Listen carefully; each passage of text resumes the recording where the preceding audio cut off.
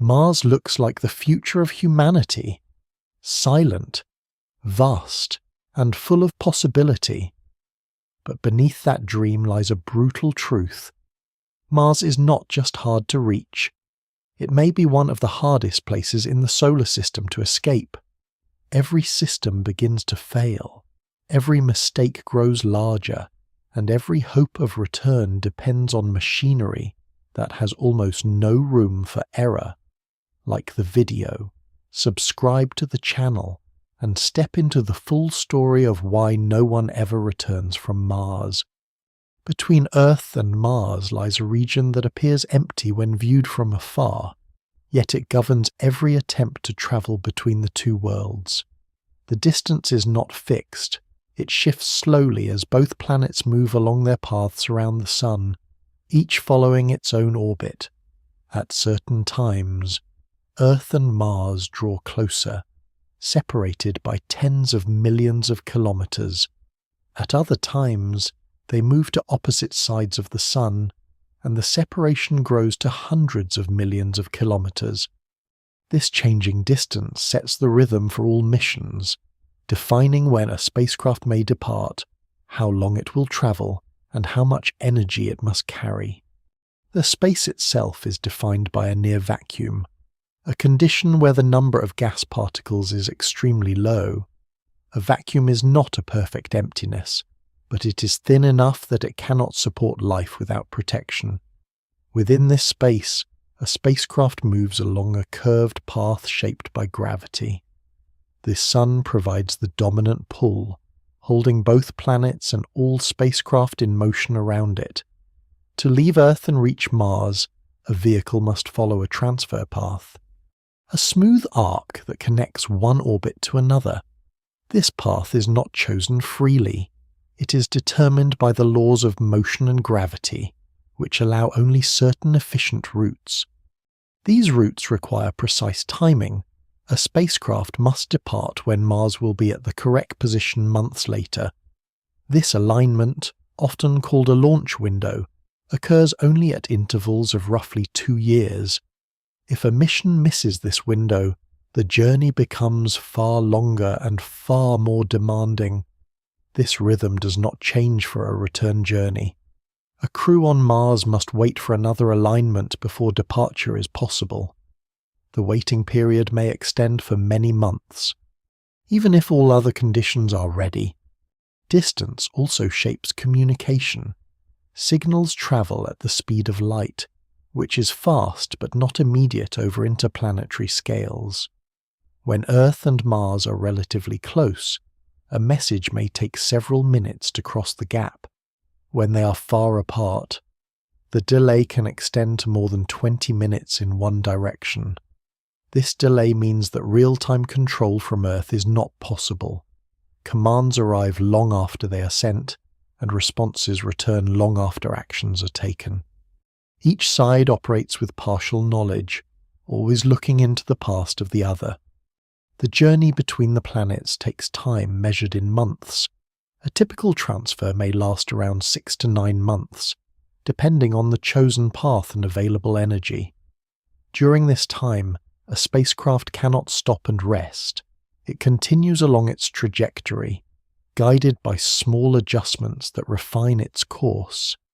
These adjustments consume fuel, which must be carefully managed. Every kilogram of mass matters. The more mass carried, the more energy is required to move it. This relationship becomes central when planning a return from Mars, where fuel must either be brought in advance or produced on site. The energy required to travel between Earth and Mars is large but finite. It is often described in terms of velocity change, the amount of speed a spacecraft must gain or lose to follow its path. Leaving Earth requires a strong push to escape its gravity. Entering Mars requires careful slowing to avoid passing by. A return journey repeats these demands in reverse. Each step adds to the total requirement, and each requirement must be met with engines and propellant. If any part falls short, the journey cannot proceed as planned. The vastness of space also means that there is no simple way to return once a spacecraft has committed to its path. There are no stations placed along the route, no safe harbours where a crew can pause and repair without constraint. A spacecraft carries its own environment, its own air, water, and supplies. If a system fails, the crew must solve the problem with what they have. There is no rapid rescue from Earth. The time and distance make such assistance impractical.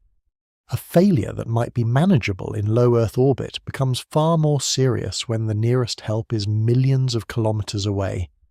The separation between the planets also isolates Mars itself.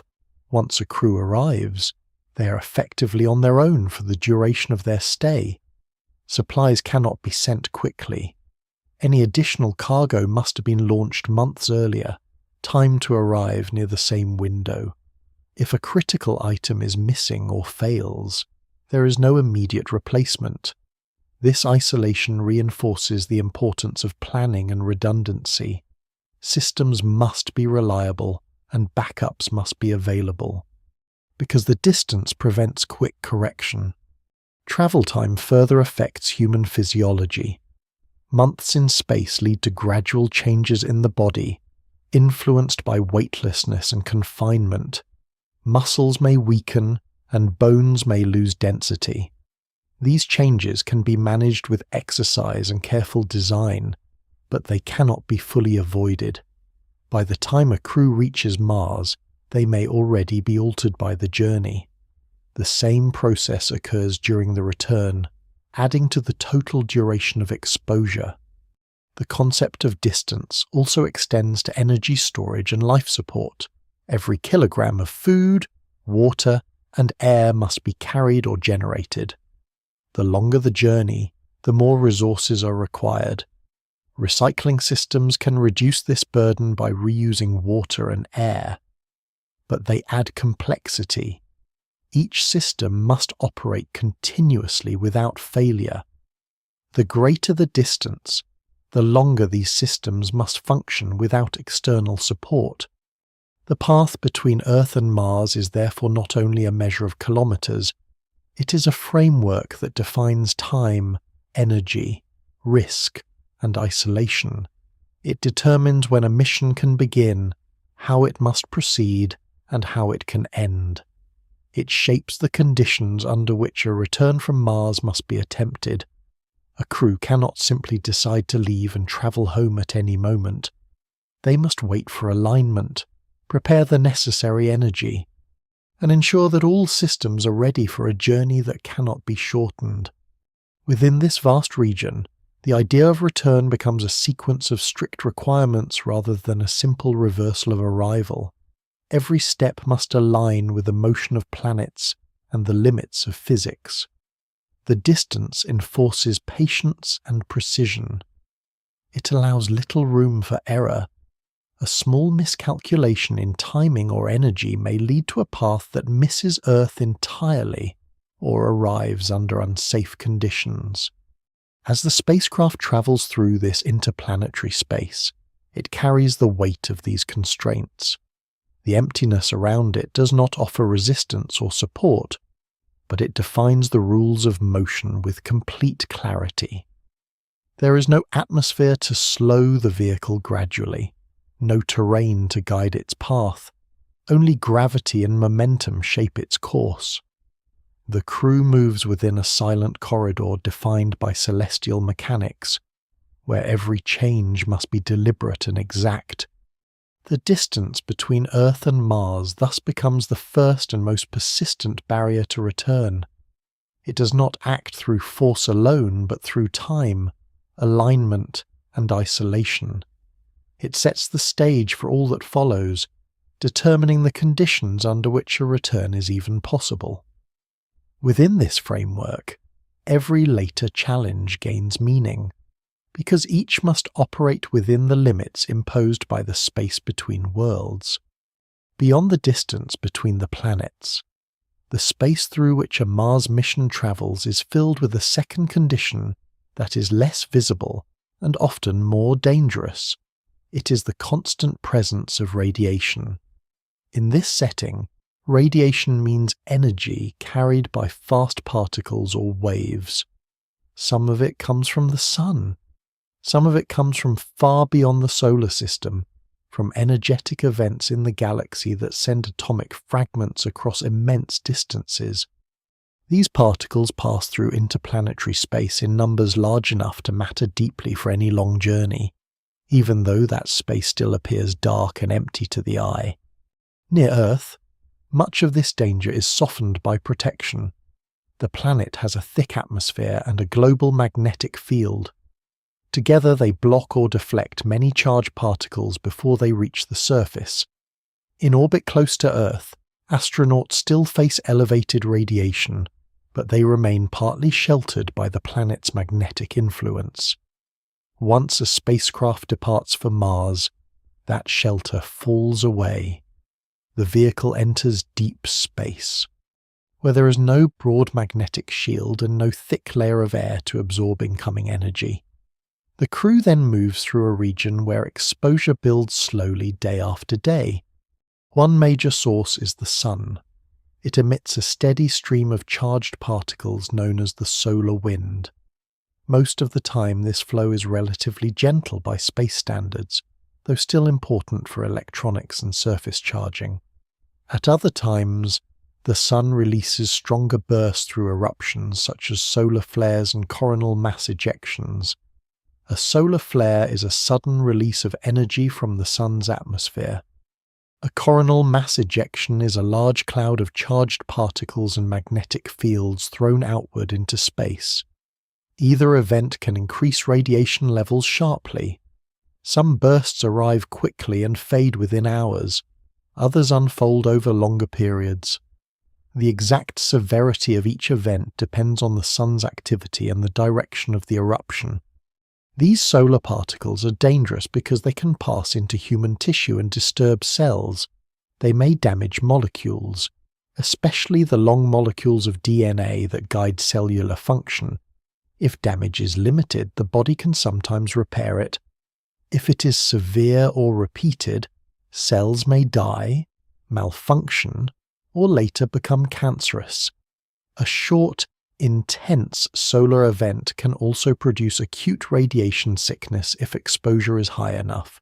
Symptoms may include nausea, weakness, and a decline in the body's ability to repair itself and resist infection. In deep space, this is not simply a medical concern. It is also a systems problem, because the same particles can interfere with instruments, memory devices, sensors, and power systems. The second major source is galactic cosmic radiation. This consists of particles accelerated by violent astrophysical events beyond the solar system, such as supernova explosions and other energetic processes. These particles often travel at speeds close to the speed of light. Many are protons, but some are heavier atomic nuclei, stripped of their electrons and moving with extraordinary energy. Because they are so energetic, they are difficult to stop. When they strike shielding or human tissue, they can produce showers of secondary particles, creating further damage along their path. This radiation is especially troublesome because it is constant. It does not arrive only during solar storms. It fills deep space at all times, though its intensity changes somewhat with the solar cycle. During periods of stronger solar activity, the outward flow from the sun can reduce some of the galactic radiation entering the inner solar system. During quieter solar periods, galactic cosmic radiation can become more intense. This means mission planners face a trade. Higher solar activity may reduce one source of chronic exposure while raising the chance of strong solar eruptions. Lower activity may calm the sun while allowing more galactic radiation to penetrate deep space. A spacecraft can reduce exposure, but only within limits.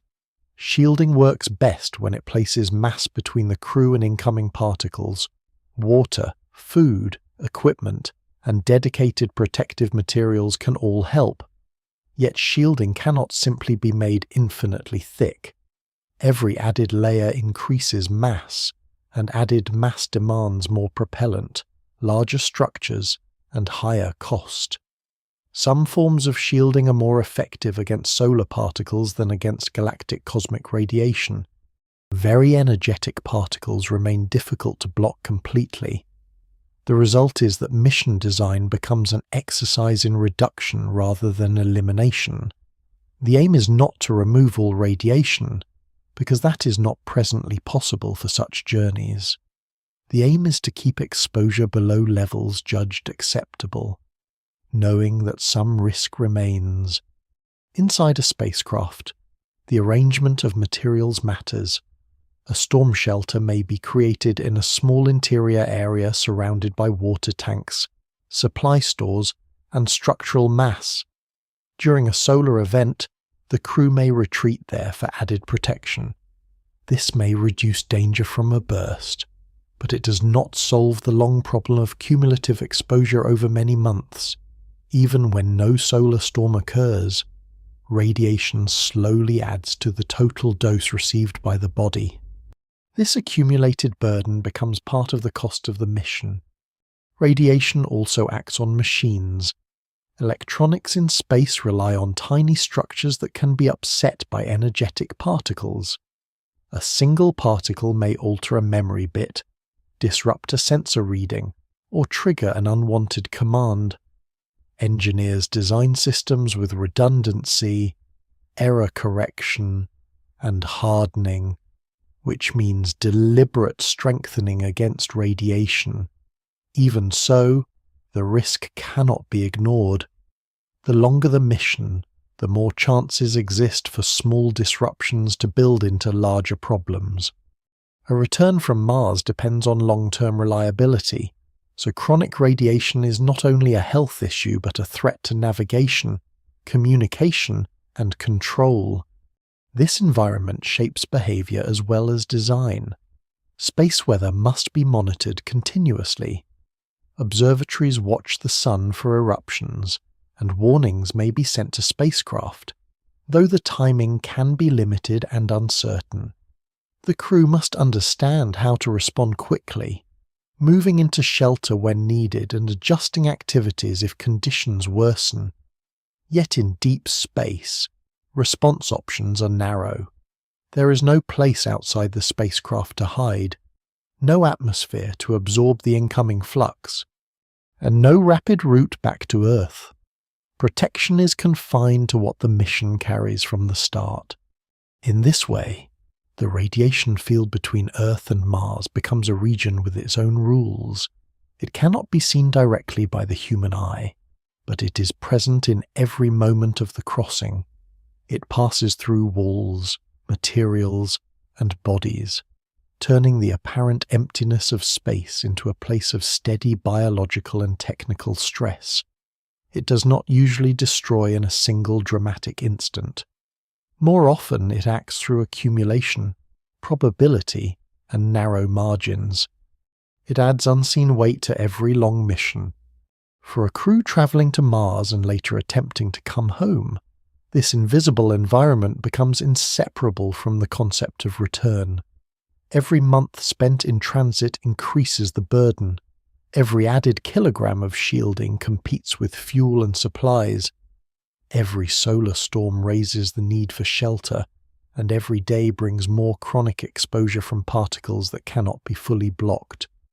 The space between the planets is therefore not only distant, it is active, penetrative, and unforgiving, filled with energies that steadily test both living tissue and engineered systems as the voyage continues through the dark. After the long crossing through interplanetary space, Mars first appears as a small disk set against darkness, marked by rust-coloured plains, pale clouds, and bright polar caps. From a distance it seems calm and sharply defined, a world waiting below. Yet the approach to Mars is not a gentle arrival. It is a narrowing problem of motion, timing, and precision. A spacecraft does not simply head toward the planet and descend when it arrives. It approaches with enormous speed, carried by the path set months earlier, and must meet Mars at exactly the right place and time while both the spacecraft and the planet continue moving around the Sun. Mars is smaller than Earth, with less mass and a weaker gravitational pull. That may seem to make arrival easier, but the smaller planet presents its own difficulty. Its sphere of influence, the region where its gravity becomes the dominant guide for an incoming spacecraft, is more limited than that of Earth. The target is smaller, the available margins are narrower, and a slight error made far away can grow into a major miss by the time the spacecraft reaches the planet. This is why approach corrections must be made during the cruise. Small engine burns, carried out with care, shift the path little by little so that the vehicle arrives on the right line. As Mars grows larger in view, the spacecraft is still moving at interplanetary speed. To stay at Mars rather than fly past it, the vehicle must lose a great deal of energy. This may be done partly with engines, partly with the atmosphere, or with a combination of both, depending on the mission design. The challenge begins before any true descent has started. The spacecraft must enter a very specific corridor, a narrow range of approach angles and speeds that allows capture or landing without destruction or escape.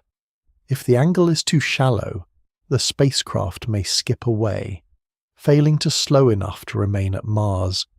If the angle is too steep, heating and mechanical stress may exceed design limits. This makes approach a region ruled by geometry.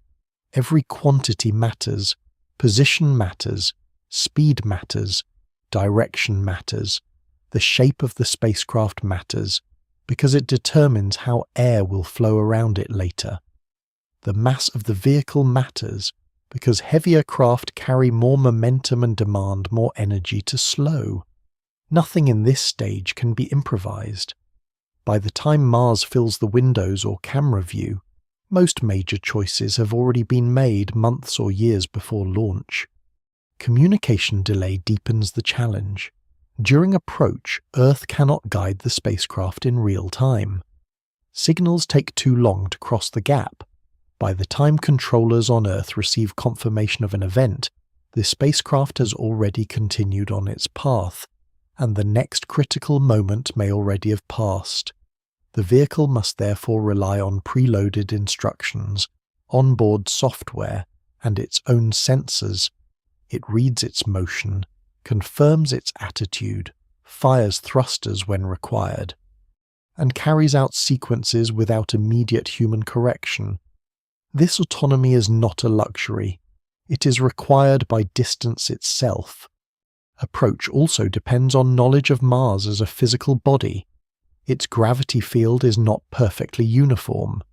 Local variations in crustal density, though modest at orbital scales, still matter for precision operations.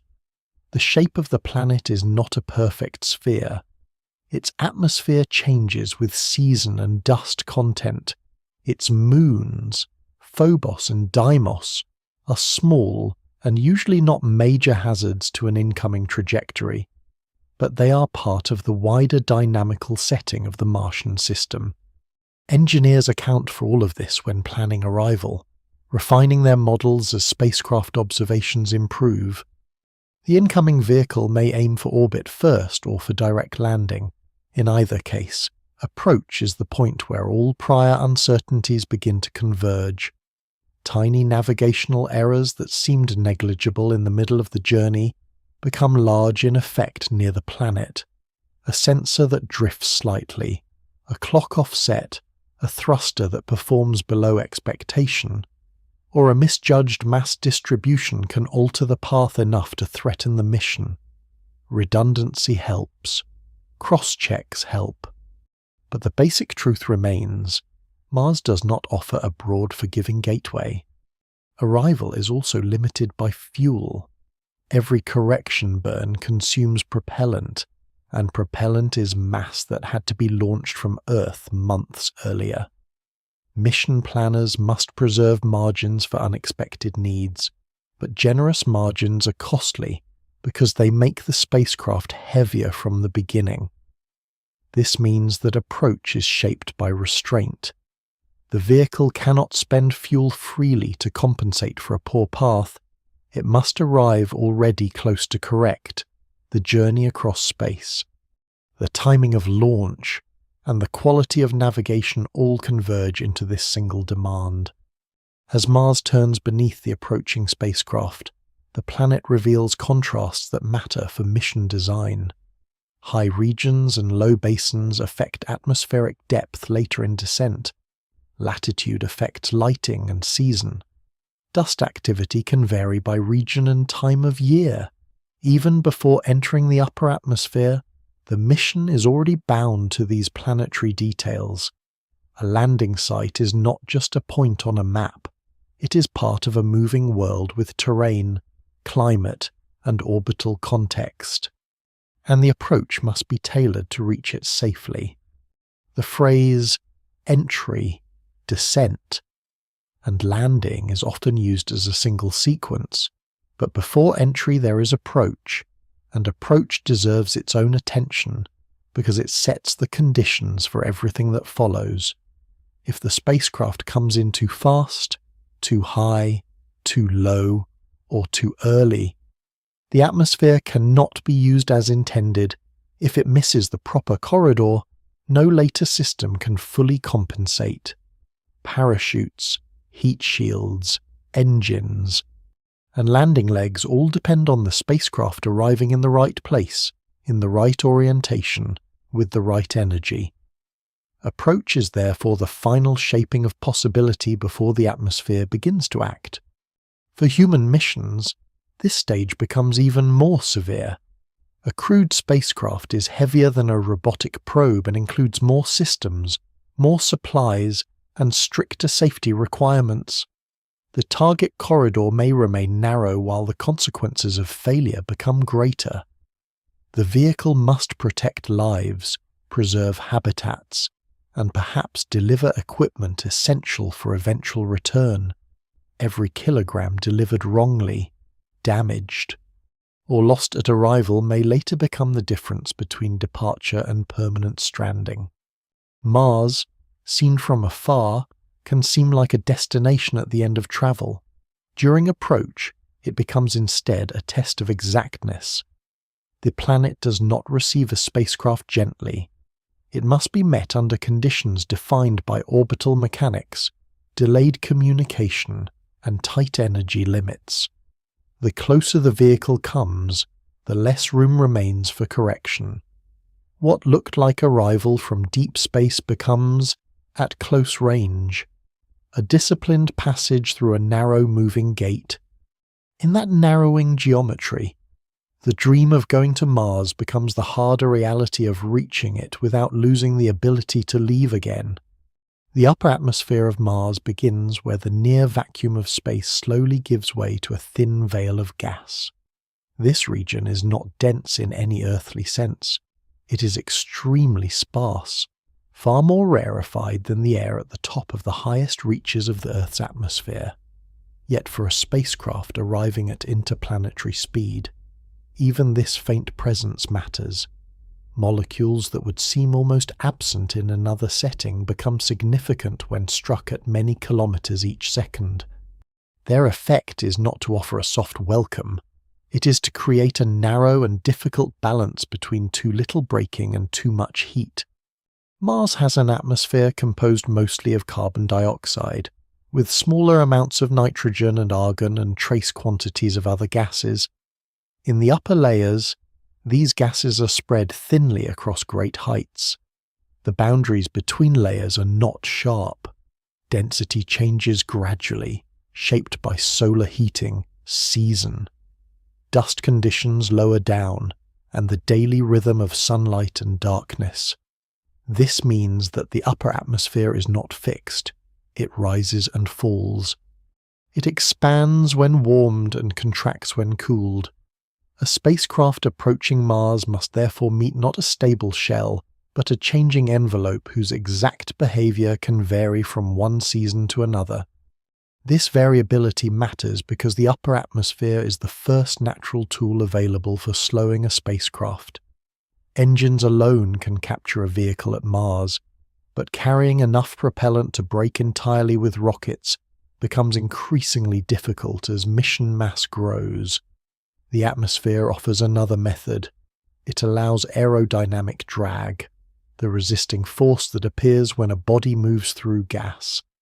Drag converts some of the spacecraft's motion into heat in the surrounding air and in the heat shield itself. This can remove a large share of incoming energy without using propellant. But on Mars, the atmosphere is thin enough that drag is limited. It helps greatly, yet not enough to make arrival simple. The difficulty lies in the fact that Mars possesses too much atmosphere to ignore, and too little atmosphere to rely on easily. A spacecraft entering too high may encounter air so thin that it fails to slow sufficiently. It may remain on a path that carries it onward, missing the intended orbit or landing sequence. A spacecraft entering slightly deeper may meet enough air to decelerate as planned, but only if its angle, shape, and timing are all correct. A deeper path may create stronger drag, but with it comes more intense heating and greater mechanical stress. The upper atmosphere therefore acts less like a cushion and more like a narrow zone of controlled resistance. Heating begins almost as soon as the air grows dense enough to be compressed ahead of the spacecraft. The vehicle itself is moving so quickly that the gas in front of it cannot flow aside gently. It is forced into a shock layer, a region where pressure and temperature rise sharply. The gas becomes extremely hot. Some of this heat reaches the vehicle surface, especially the heat shield, which is designed to absorb, radiate, or shed energy through controlled erosion. This process protects the structure behind it, but it only works if the heating remains within expected bounds. A small change in entry conditions can alter how much heat is produced and where it is concentrated. The upper atmosphere also influences stability.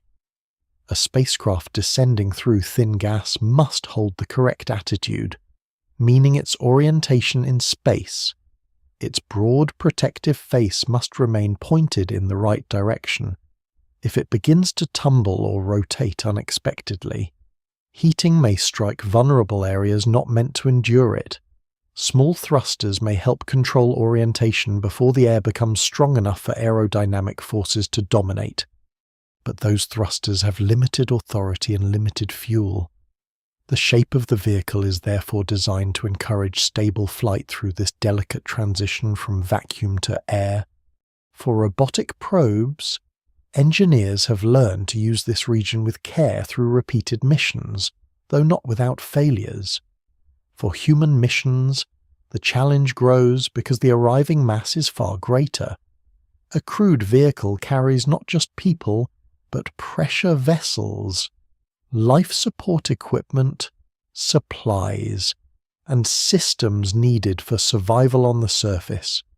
Greater mass means greater momentum, and greater momentum demands greater braking. Yet the upper atmosphere of Mars does not become thicker simply because more braking is needed. The same thin air must slow a heavier craft.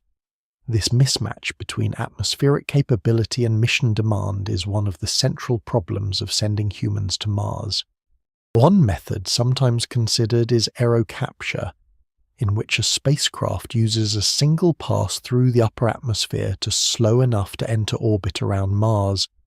Another is aerobraking, where a spacecraft already in orbit repeatedly dips into the upper atmosphere over many passes to gradually lower and reshape its orbit. These methods can save propellant, but they depend on careful modeling of atmospheric density and very reliable thermal protection. For a human mission, such methods may be useful for cargo or orbital stages, yet they also carry risk because uncertainty in the upper atmosphere can translate into uncertainty in heating and deceleration. This atmospheric uncertainty comes from real physical causes. Dust storms lower in the atmosphere can warm the air and cause upper layers to expand. Solar activity can heat the upper atmosphere from above. Day and night differences alter local structure. Seasonal changes tied to Mars's orbit around the Sun also play a role. Carbon dioxide can freeze at the poles during cold seasons, changing pressure patterns across the planet. None of this makes the atmosphere chaotic in an absolute sense. But it does mean that models must be updated with observation, and even then some uncertainty remains. Communication cannot remove this uncertainty during the critical passage. Just as during approach, Earth is too far away for real-time control. The spacecraft must sense acceleration, temperature, and position on its own, and it must respond automatically. It enters a region where the gas is too thin to behave like ordinary air, yet dense enough to punish error. If heating rises too quickly, there is little time to intervene. If deceleration is too weak, the opportunity to capture the mission may pass. For a return journey, this thin upper atmosphere matters in another way. Any system delivered to the Martian surface, including fuel plants, habitats, and ascent vehicles, must also survive passage through this region on the way down. The same narrow margins that challenge arrival can later decide whether the equipment needed for departure ever reaches the ground intact. A failed landing on Mars is not only an arrival failure, it may also become the hidden beginning of a return failure months or years later. The upper atmosphere of Mars is therefore a place of paradox. It is so thin that it barely resembles the air of Earth, yet it exerts control over the fate of incoming spacecraft. It offers braking, but not enough to remove the need for precision. It produces heat without providing the dense drag that would make landing easy. It varies with season, sunlight, and dust, and those variations matter when the allowable margins are narrow. In this high and tenuous region, the first touch of Mars is not a welcome surface beneath landing gear. It is a faint atmospheric boundary that turns great speed into dangerous heat, demanding exact passage through a layer that is barely there and yet impossible to ignore. Below the high, tenuous layers of the Martian atmosphere lies a region that remains thin by Earth standards, yet has enough structure to shape daily conditions on the planet's surface. This lower atmosphere is the realm of wind, dust, cold light, and seasonal change. It is where the broad climate of Mars expresses itself most directly. A returning mission depends on it constantly, because every structure, every machine, and every movement across the ground takes place inside this restless but fragile body of air. The pressure near the surface of Mars is low, usually less than 1/100th of the average surface pressure on Earth. Pressure is the force exerted by gas molecules as they strike a surface. On Mars, there are simply far fewer molecules in a given volume. The air is mostly carbon dioxide, and because it is so thin, it carries little heat and exerts only a weak force on objects compared with air on Earth. Yet weak does not mean irrelevant. Over long periods, even this thin air moves dust, shapes dunes, carries fine particles into machinery, and influences the temperature of surfaces through day and night. The winds of Mars vary with place, season, and time of day. As sunlight warms the ground, air near the surface may rise and flow, while cooler air moves in to replace it. Slopes, crater rims, and local terrain can guide these flows. Some winds are gentle, others become strong enough to lift dust from the ground and send it across great distances. Because the air is thin, the direct force of the wind on a human structure is generally lower than an equally fast wind on Earth. Yet the effect on dust movement can still be powerful, because Mars is covered with abundant loose material, shaped by long periods of dryness and impact fragmentation. Dust is one of the defining features of the lower Martian atmosphere. Much of it is extremely fine, small enough to remain suspended for long periods once lifted. Dust devils, which are spinning columns of rising air, can pick up this material locally. Regional storms may spread it across wide areas. At times, planet-encircling dust events have been observed, turning the sky into a dim orange haze and reducing sunlight reaching the ground. These storms do not strike with the crushing pressure of severe weather on Earth. They are dangerous in a quieter way. They change visibility, lower solar power production, coat instruments, alter temperatures, and complicate all outdoor operations. In the lower atmosphere, dust is not just a passenger carried by wind. It also changes the atmosphere itself. Dust absorbs and scatters sunlight. This affects heating patterns, warming some layers while shading the ground below. As a result, dust can reshape atmospheric circulation and shift local weather. The lower air of Mars is therefore not a simple background condition. It is a system in which surface material and atmospheric movement continuously interact. This interaction is especially important because Mars lacks oceans and abundant liquid surface water, two features that moderate weather on Earth. The Martian climate is more directly tied to the exchange of sunlight, ground heat, and airborne dust. Seasonal change is especially strong on Mars because its orbit is more elongated than Earth's. This means the planet receives noticeably different amounts of solar energy at different points in its year. Its axis is also tilted, creating seasons much as Earth does. As the seasons shift, carbon dioxide freezes onto the polar caps in winter and returns to the atmosphere in warmer periods. This seasonal freezing and release changes the total mass of the atmosphere to a measurable degree. Surface pressure rises and falls over the course of the Martian year. Though the atmosphere remains thin throughout, these changes matter for any mission that depends on predictable environmental conditions. Temperature in the lower atmosphere also varies sharply. During the day, sunlight may warm the surface enough for local temperatures to rise well above the bitter cold of the night. After sunset, the ground loses heat quickly because the thin air does little to retain it. This produces large day-to-night swings. A machine exposed on the surface may expand slightly in daytime warmth and contract deeply at night. Materials are stressed not only by absolute cold but by repetition of these cycles over many months. The lower atmosphere, despite its thinness, participates in these shifts by moving heat inefficiently and by allowing the ground to radiate strongly into space. Visibility on Mars is another practical concern shaped by this atmospheric region. Fine dust suspended in the air can soften the horizon, obscure distant terrain, and reduce the contrast needed for navigation and landing operations. This is not always dramatic. Often it is subtle, more like a persistent veil than a wall. But subtle reductions in visibility can still matter greatly when crews or robotic systems depend on cameras, sensors, and clear surface references. In a place where rescue is distant and margins are narrow, even modest uncertainty becomes important. The lower atmosphere also affects sound, heat transfer, and the behavior of equipment.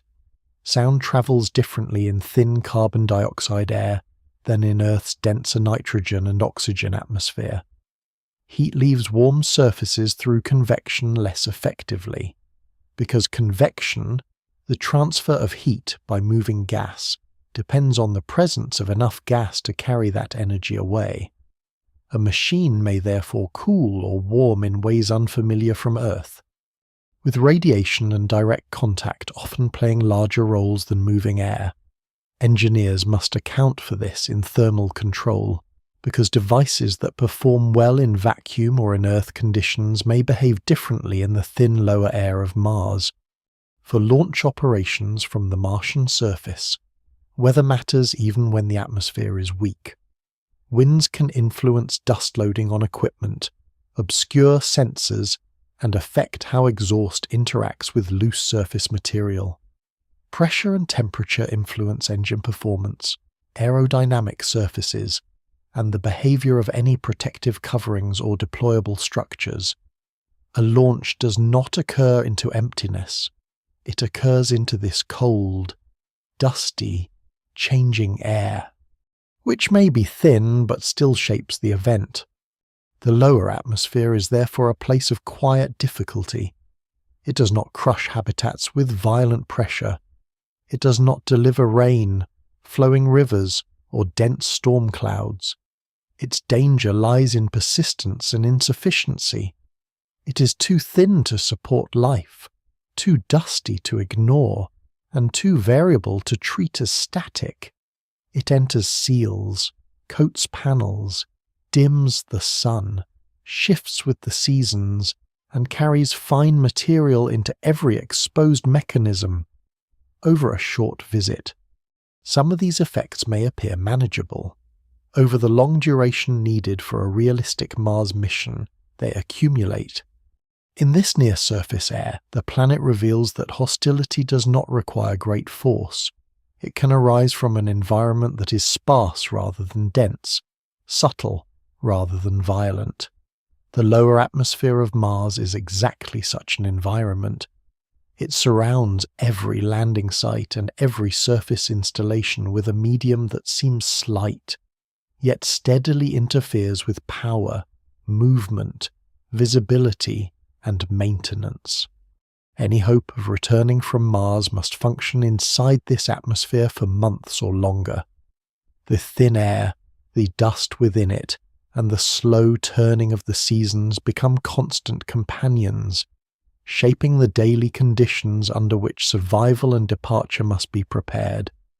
At the surface of Mars, the atmosphere thins to such an extent that ordinary human exposure becomes impossible. The ground lies beneath a sky that offers light, dust, and weather, but almost no protection. Pressure at the surface is so low that liquid water is unstable in the open environment for long periods, if exposed. It tends either to freeze or to pass directly into vapor. The air is mostly carbon dioxide and contains almost no oxygen for breathing. This makes the Martian surface not merely cold and barren, but fundamentally incompatible with unprotected human life. Cold defines the surface in a steady, physical way. Mars is farther from the Sun than Earth, so it receives less solar energy. Its thin atmosphere also stores and circulates heat poorly. During the day, sunlight may warm exposed ground for a time, especially near the equator and under clear conditions. But once the sun lowers, heat escapes quickly into space. Night brings severe cooling. In many places, temperatures fall far below what ordinary materials and unprotected tissues can endure. The danger is not only that Mars is cold on average, it is that cold is built into the daily rhythm of the planet, returning again and again with little moderation. A human standing on the surface without a pressure suit would not survive. The problem would not be the dramatic freezing often imagined first, but the immediate failure of the body's normal balance with pressure and breathable air. A pressure suit is therefore not simple clothing. It is a personal life support system, a small controlled environment that provides oxygen, removes carbon dioxide, manages humidity, and maintains pressure around the body. It must also regulate temperature, because both internal body heat and external environmental cold must be controlled carefully. On Mars, every excursion beyond a habitat depends on this sealed and managed system. Habitats face the same requirement on a larger scale. A habitat on Mars is not merely a shelter from wind or dust. It is an artificial pocket of Earth-like pressure, temperature, and air composition maintained inside a hostile exterior. Walls must hold pressure outward against the near vacuum beyond. Airlocks must allow movement in and out without wasting precious internal atmosphere. Heating systems must offset constant losses. Life support must continually refresh the air. Water must be stored, recycled, and kept from freezing in unwanted places. Nothing about this arrangement is passive. Survival on the Martian surface is an active engineering process that must continue without interruption.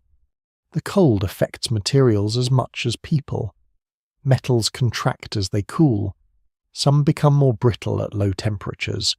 Polymers, which are long-chain synthetic materials used in seals, cables, and flexible components, may stiffen or crack. Lubricants can thicken. Batteries may lose performance. Electronics must be kept within allowable temperature ranges. The Martian surface therefore places every exposed mechanism under repeated stress. Day and night cycles cause expansion and contraction. Seasonal changes add longer rhythms. A machine that functions well when newly deployed may degrade slowly under thermal cycling, unless it has been designed with great care. The low pressure also changes the way heat moves. On Earth, warm objects often cool through convection, the transfer of heat by moving air. On Mars, the air is too thin to carry heat efficiently in this way. Radiation, the emission of energy as electromagnetic waves, becomes more important, as does conduction through direct contact between materials.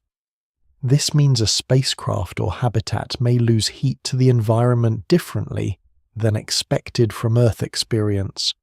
Surfaces in sunlight may warm sharply while nearby shaded areas remain intensely cold. Thermal design must therefore address contrast as well as average conditions. Mars also presents a surface without broad natural refuge. There are no forests, rivers, or open bodies of liquid water to soften local extremes.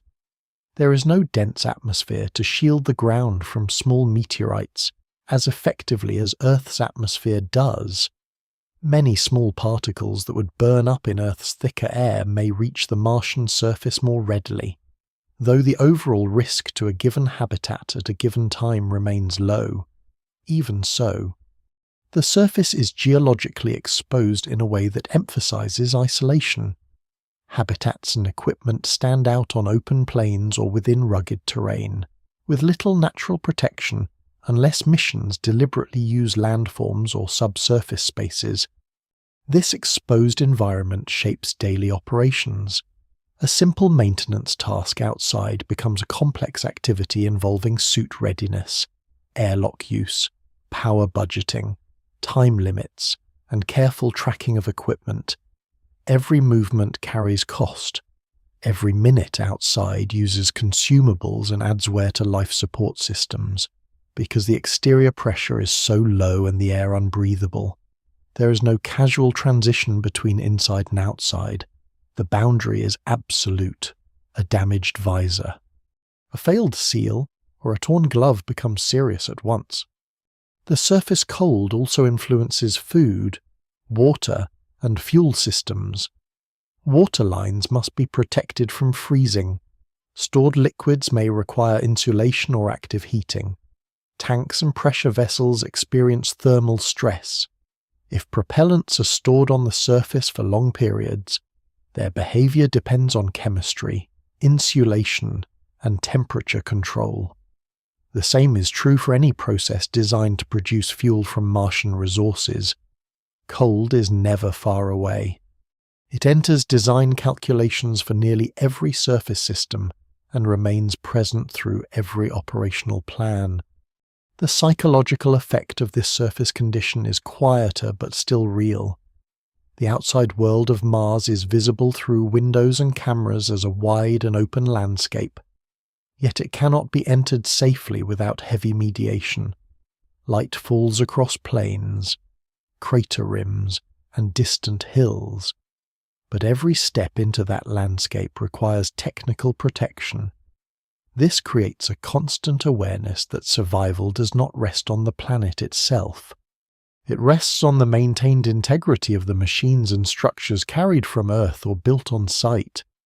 For a mission that hopes to return, this matters deeply. The crew must remain healthy and capable during a long surface stay. Their habitat must remain pressurized. Their suits must remain dependable. Their tools must function in the cold. If a habitat loses pressure, if thermal control fails, or if repeated wear reduces system reliability, the mission may shift from exploration to emergency survival.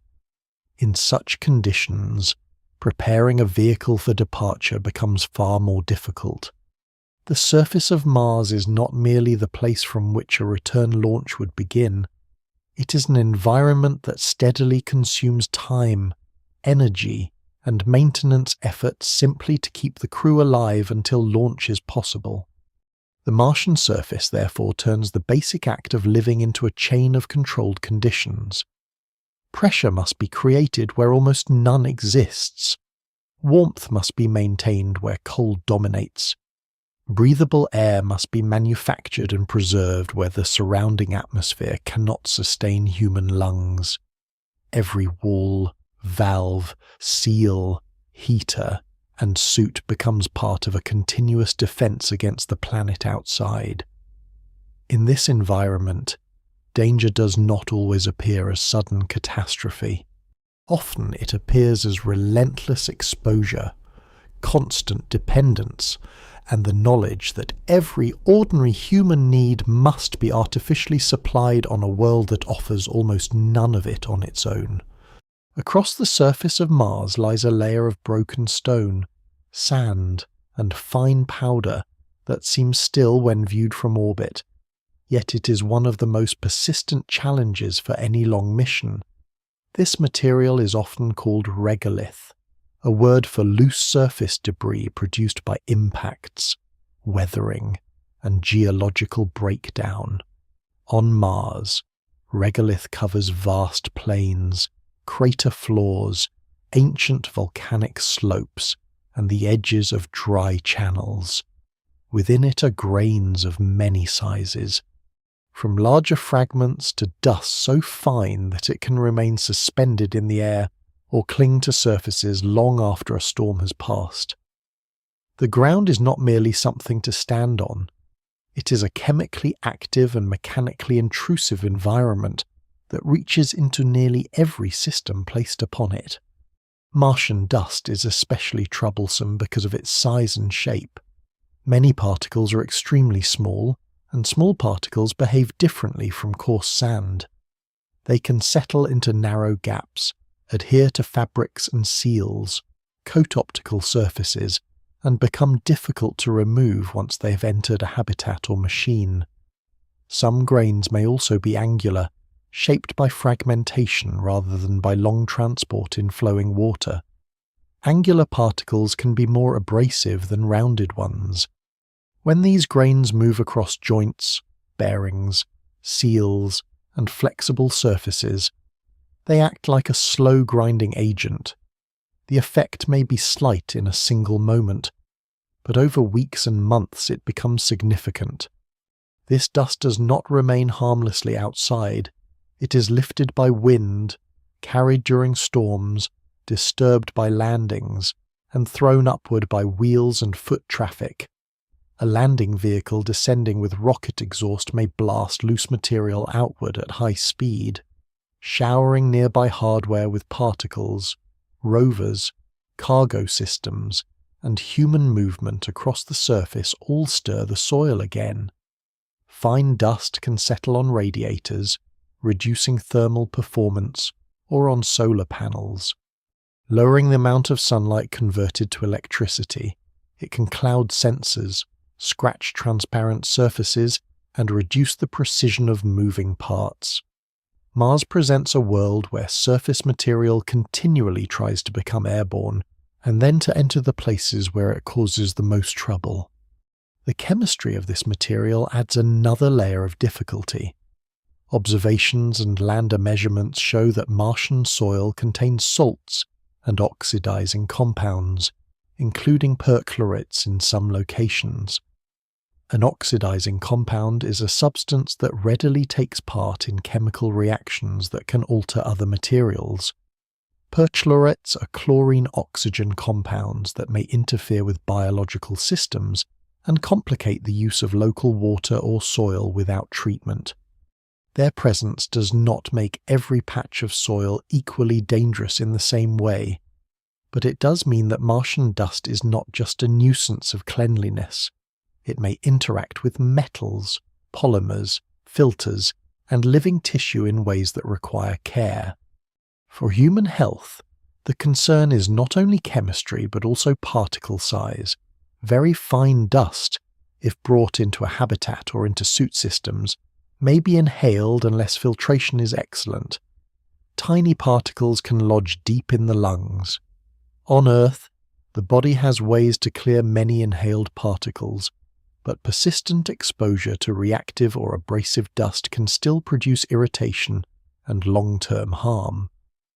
On Mars, the exact biological effects of prolonged exposure to Martian dust on humans remain uncertain because no one has yet lived there. Observations indicate that the combination of fine particle size, possible reactivity, and repeated exposure could create serious health concerns if dust control is poor. This uncertainty does not remove the problem. It reinforces the need for strict prevention. Dust also affects the boundary between outside and inside. Spacesuits returning from surface activity may carry dust on joints, boots, gloves, and outer layers. If those suits are brought directly into the habitat, the dust comes with them. One proposed response is the suit port, a system in which the suit remains mostly outside and attaches to the habitat from the exterior, reducing the transfer of dust indoors. Such approaches may help, but they add complexity and must operate reliably in the same dusty environment they are meant to resist. Every solution on Mars becomes part of the same network of exposure and maintenance. The regolith itself may be useful in some ways. It could shield habitats from radiation if piled over them. It may contain water ice in some regions, especially at high latitudes or below the surface. It may also provide raw material for construction or for extracting useful substances. Yet usefulness does not erase difficulty. To dig, move, heat, process, or store Martian soil requires machinery, and machinery on Mars must already contend with dust intrusion, cold, and low pressure. A resource becomes valuable only if it can be handled safely and efficiently. The same soil that might protect a habitat could also damage the equipment needed to place it there. Surface chemistry also influences water systems. If ice-bearing soil is harvested and heated to release water, the resulting liquid or vapor may contain contaminants that require filtration and purification. If perchlorates are present, they must be managed because they are undesirable in drinking water and may interfere with agriculture or life support processes. This means that the Martian ground is not simply a storehouse waiting to be opened. It is a raw environment whose materials must be transformed carefully before they become useful for human survival. The interaction between dust and electricity creates additional concerns. Fine particles can accumulate static charge through friction and motion, especially in a dry environment. Charged dust may cling stubbornly to surfaces and become harder to remove. It may interfere with exposed connectors or delicate instruments. Though Mars does not produce the same kind of static environment everywhere or at all times, the possibility remains important because the mission depends on electronics, sensors, and communication hardware functioning over long periods with minimal repair opportunities. The visual landscape of Mars can make this material appear simple. From a distance, plains of red-brown dust and rock seem quiet, even smooth. Close inspection reveals a more demanding reality. The surface is fragmented, sharp in places, powdery in others, and chemically unlike the familiar soils of Earth. There is no rich layer of organic life mixing and renewing the ground. There is no rain to wash dust away from equipment. Once dust settles, it often remains until disturbed again, and repeated disturbance is unavoidable wherever humans work. For a return mission, these surface materials matter because they touch the systems that must endure until departure.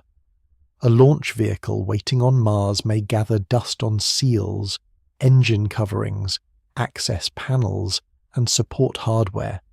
Fuel production equipment may clog or degrade if dust control fails. Air filtration systems inside habitats must work continuously to keep fine particles from building up over time. Tools used for maintenance may themselves become contaminated. A mission may survive one storm, one landing plume, or one dusty excursion with little visible consequence. Yet the cumulative effect of months of exposure can slowly reduce reliability. In this way, the Martian surface moves from being a landscape to being an active participant in the mission. The dust enters, abrades, coats, reacts, and persists. The soil offers possible resources while also demanding processing and protection. Nothing about it is neutral. It works constantly at the level of grains and particles, where small intrusions repeated many times become system-wide threats. A crew trying to leave Mars must do so from machinery and habitats that have spent months immersed in this material. The challenge is not only to survive the dust for a day, but to prevent a world of fine powder and reactive soil from quietly eroding the very means of going home. Mars exerts a gravitational pull that is weaker than Earth's, yet strong enough to shape the body over time. Gravity is the force that gives weight to matter and guides how bodies move, stand, lift, and fall. On Mars, this pull is a little more than 1/3 of the strength experienced at Earth's surface.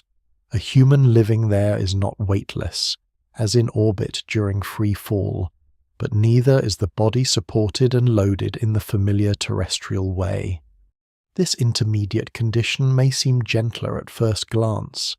In practice, it creates a prolonged state of partial unloading, and that state becomes a biological problem for any mission that depends on strength, coordination, and long-term health. The human body is built around repeated resistance from gravity. Bones respond to load by maintaining density. Muscles maintain strength when they work against body weight and against movement through a heavy environment. The heart and blood vessels also adapt to the usual pull of gravity, helping move blood upward when a person stands. When that pull is reduced for long periods, the body begins to adjust. Some of these adjustments save effort in the short term. Over time, they may reduce performance in ways that matter deeply on Mars. Bone is a living tissue, constantly renewed by cells that remove old material and cells that build new material. Under lower loading, the balance can shift toward net loss. This leads to reduced bone density, especially in parts of the skeleton that normally bear weight. In orbit around Earth, astronauts experience this problem clearly during long missions, and exercise is used to slow the loss. Mars' gravity is higher than the near weightlessness of orbit, so it may reduce the rate of decline compared with a spacecraft cruise. Yet current knowledge does not show that 1/3 of Earth gravity is fully enough to preserve the human skeleton over many months or years. Observations indicate that reduced gravity leads to concern for bone maintenance, but it remains uncertain exactly how well Mars gravity alone would protect against long-term weakening. Muscles respond in a similar way. Large muscles of the legs, hips, and back normally work constantly on Earth to maintain posture and movement. In lower gravity, they do less work unless exercise deliberately replaces the missing load. If activity is limited, muscles can shrink and lose power. This matters not only for walking and lifting, It matters for climbing into vehicles, moving equipment, handling tools while wearing a pressurized suit, and responding to emergencies. A person who feels mobile in daily routine may still have reduced reserve strength when harder tasks suddenly appear. Balance and coordination also depend on gravity. The inner ear contains structures that help the brain sense acceleration and orientation. Vision, touch, and muscle feedback all work with gravity to build a stable sense of up, down, effort, and motion. When gravity changes, the nervous system adapts. During early exposure to altered gravity, people may feel disoriented, clumsy, or nauseated. Over time, the brain adjusts, but that adjustment is specific to the environment. A crew arriving at Mars after months in deep space may need time to function smoothly in partial gravity. Later, during return to Earth, the body must adapt again to full gravity. Each transition places demands on coordination, judgment, and stamina. The circulatory system is affected as well. On Earth, gravity causes blood and other fluids to shift downward when a person stands, and the body has mechanisms to manage that. In microgravity during transit, fluids shift upward relative to the body, changing facial appearance, blood distribution, and cardiovascular behavior. Partial gravity on Mars may reduce some of these effects compared with cruise conditions, but it may not restore Earth-like function fully. A person living on Mars for a long period may remain adapted to a lower load cardiovascular state. When that person later returns to Earth, standing and moving under full gravity may be difficult until the body readjusts. This issue links Mars' surface life to the journey before and after it. A crew does not arrive in perfect terrestrial condition. They arrive after months of transit in weightlessness, already changed by confinement and unloading. Mars gravity may offer some helpful reloading, but perhaps not enough. Then, after months on the surface, the crew must launch, endure another long transit, and finally face Earth gravity again. The body is therefore not adapting once. It is adapting repeatedly across different gravitational settings, each with its own demands. Exercise becomes central in response. Treadmills, resistance devices, cycle systems, and structured training can preserve muscle and bone better than inactivity.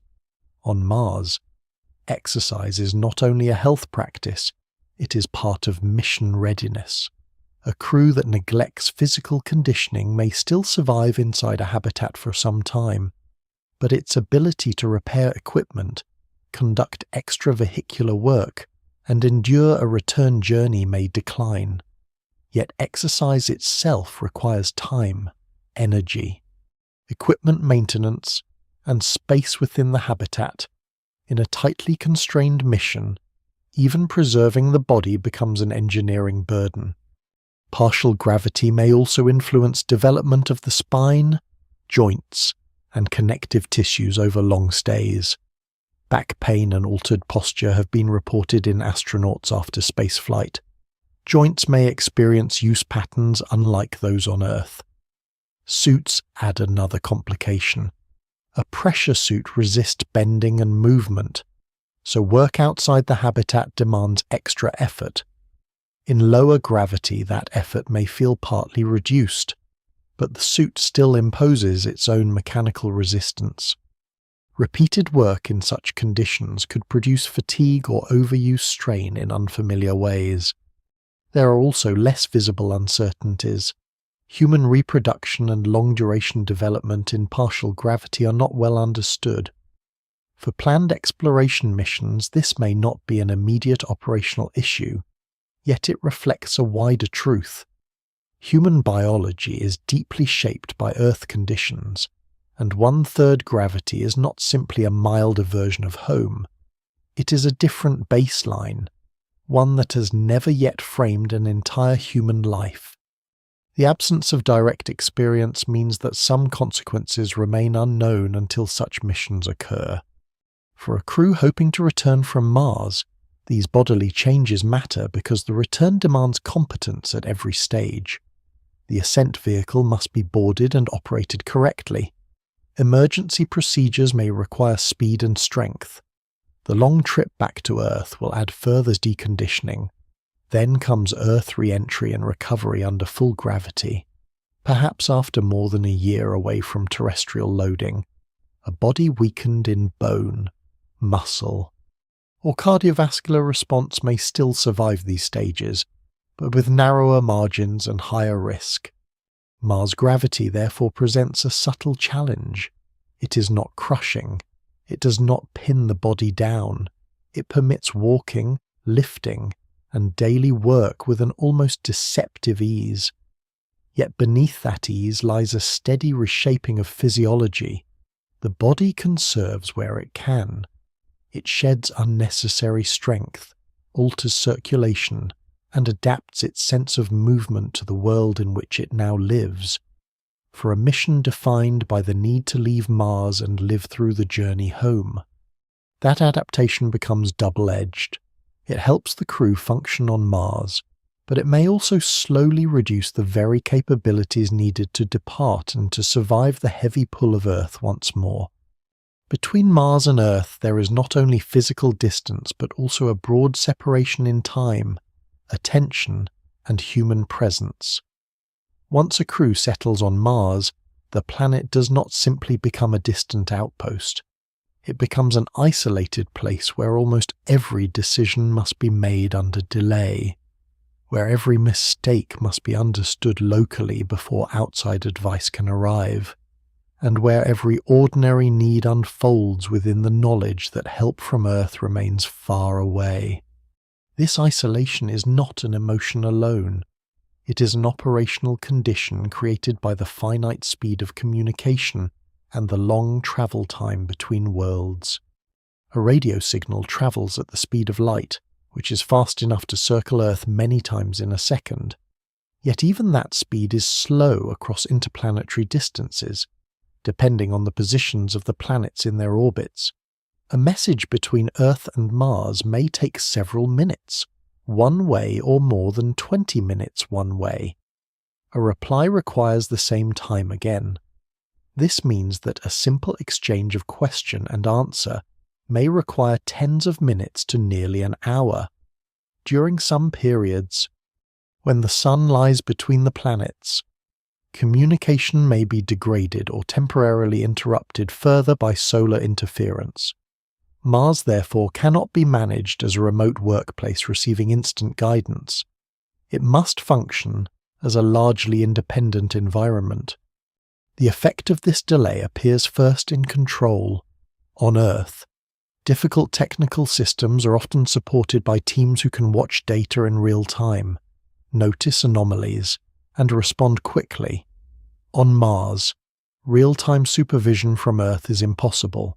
A habitat alarm, a suit malfunction, a medical concern, or a power imbalance must be addressed first by the people present. Mission control may later analyze the event in detail, but the first minutes belong to the crew and to onboard automation. This shifts responsibility inward. It demands a high level of training, calm procedure, and local authority. Isolation also changes maintenance. Machines on Mars will need repair, filters will clog, seals will wear, software will need adjustment, pumps, valves, bearings, and sensors may drift from expected performance. On Earth, spare parts can often be ordered, specialists consulted instantly, or equipment replaced on short notice. On Mars, the supply chain stretches across months. A missing component cannot be delivered next week. A tool overlooked during planning may remain absent for the whole mission. This means systems must be designed for repair with the resources already on site. Crew members must understand not only how to operate equipment, but how to diagnose and improvise within strict safety limits. Medical care is shaped by the same distance. A doctor on Earth may advise but cannot intervene directly. Images, measurements, and symptoms can be transmitted, but they arrive after delay and with incomplete physical presence. For sudden trauma or fast-changing illness, this matters greatly. The crew must contain enough medical skill to stabilize injuries, assess risk, and carry out treatments with limited consultation. Equipment must be multi-purpose and reliable. Medicines must remain effective through long storage. Even then, some conditions that are manageable on Earth because evacuation is possible become far more serious when evacuation is impossible. Mars turns medicine from a networked service into a local discipline of triage, preparation, and narrow margins. The psychological dimension of delay and separation builds gradually. On Earth, even in remote regions, people usually remain part of a living web of immediate exchange. News travels quickly, family can respond at once, advice can be sought in moments. On Mars, every communication is stretched, comfort is delayed, clarification is delayed. Even ordinary conversation with loved ones cannot flow naturally in real time. The crew may record messages, wait, receive answers later, and continue in this broken rhythm for months. This changes the texture of social life. It does not remove human connection, but it thins and reshapes it. Confinement deepens the effect. The crew lives with the same small group, inside the same controlled structures, surrounded by the same machinery, with limited privacy and repeated routines. On Earth, social strain may often be relieved by stepping outside, traveling elsewhere, or meeting new people. On Mars, outside is hostile and excursions are technical operations, not casual escapes. The habitat becomes both refuge and boundary. Personal differences, work habits, fatigue, and emotional stress must all be managed within this enclosed world. Isolation is therefore social as well as spatial. The number of human relationships available to the crew is small, and each carries more weight. Time delay also alters leadership. A Mars crew cannot wait for detailed approval from Earth in every circumstance. They must hold real decision-making power because the environment demands it. This can strengthen resilience if the crew is well prepared. But it also adds burden. Responsibility remains present even during exhaustion or uncertainty. Each person knows that wrong choice may affect not only current survival, but the ability to return months later. Leadership under such conditions requires technical competence, emotional steadiness, and a culture of trust. These are not abstract virtues. They are practical tools for enduring long periods without immediate outside correction. The absence of rescue is perhaps the most defining part of this region of isolation. In low Earth orbit, rescue or early return may be difficult, but it remains conceptually possible within days or weeks under some circumstances. On Mars, no rapid rescue mission can be launched. Arrive and intervene within the timescale of an acute emergency. Orbital mechanics, launch windows, and travel times forbid it. The crew knows this from the beginning. Every plan is built around self-reliance because self-reliance is not optional. This knowledge may foster discipline, yet it also places quiet pressure on every action and every contingency. Autonomy in exploration has scientific value, but autonomy under isolation also changes risk. On-site judgment can speed local work and reduce dependence on Earth. At the same time, delayed oversight can allow small deviations to persist longer before outside experts fully understand them. Procedures must therefore balance flexibility with structure. Too little autonomy would make timely response impossible. Too much uncontrolled improvisation would increase danger. Mars pushes human exploration toward a form of disciplined independence, where crews act locally but remain linked to Earth through delayed analysis and support. For a mission that intends to return, this isolation bears directly on readiness. The ascent vehicle, the fuel system, the habitat, and the crew's own health must all be maintained through long periods without external hands. Problems must be solved before they grow. Supplies must be stretched wisely. Training must cover not only planned activities but the many small failures that emerge in complex systems over time.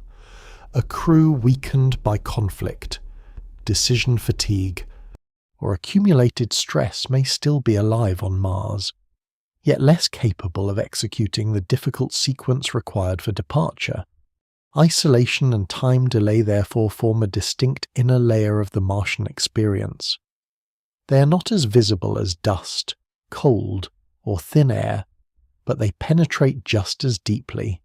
They shape conversation, medicine, repair, leadership, and the meaning of risk itself. Every message from Earth arrives late. Every answer leaves late. Every emergency begins alone. In this delayed world, Mars becomes more than a distant planet. It becomes a place where human presence must mature into local competence, because no one else can arrive in time. The ability to return from Mars depends not only on machines and fuel, but on whether a small group of people can remain effective under months of silence, separation, and responsibility that never fully lifts. Inside the habitat on Mars, survival depends on a chain of systems that must continue working hour after hour with almost no interruption. A habitat is often imagined as a shelter, a wall against cold and dust. But on Mars it is more accurate to think of it as a machine for keeping human life possible. Its purpose is not only to enclose space, it must create an internal environment that provides pressure, breathable air, safe temperature, clean water, manageable waste, and a stable rhythm of daily function.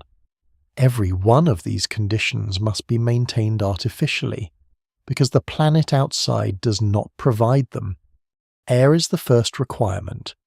Human beings need oxygen for metabolism, and must remove carbon dioxide produced by breathing. Inside a habitat, this means the atmosphere must be actively managed. Oxygen may be brought from Earth, generated from stored compounds, produced by splitting water, or perhaps obtained in part from Martian resources through future systems. Carbon dioxide must be captured before it accumulates to harmful levels. Filters, chemical absorbers, and circulation fans all become part of this loop. The air must also remain mixed, because enclosed spaces can develop local differences in temperature, humidity, and gas content if circulation is poor. On Mars, the habitat atmosphere is not simply present. It is made, moved, measured, and corrected continuously. Pressure is equally essential. The low external pressure on Mars means that the habitat must maintain a substantial pressure difference across its walls. That requires a strong structure, reliable seals, and careful control of leaks. A very small leak may not cause immediate catastrophe, but over time it can waste precious gas and force the life support system to work harder. A larger breach could become an emergency within minutes. This is why hull integrity, valve condition, hatch operation, and seal maintenance are central to daily life. The habitat does not fail only through dramatic rupture. It can also fail slowly, through cumulative wear and unnoticed weakness. Temperature control forms another uninterrupted task. Humans and equipment both need a limited thermal range. On Mars, outside temperatures can swing sharply and remain very cold for long periods.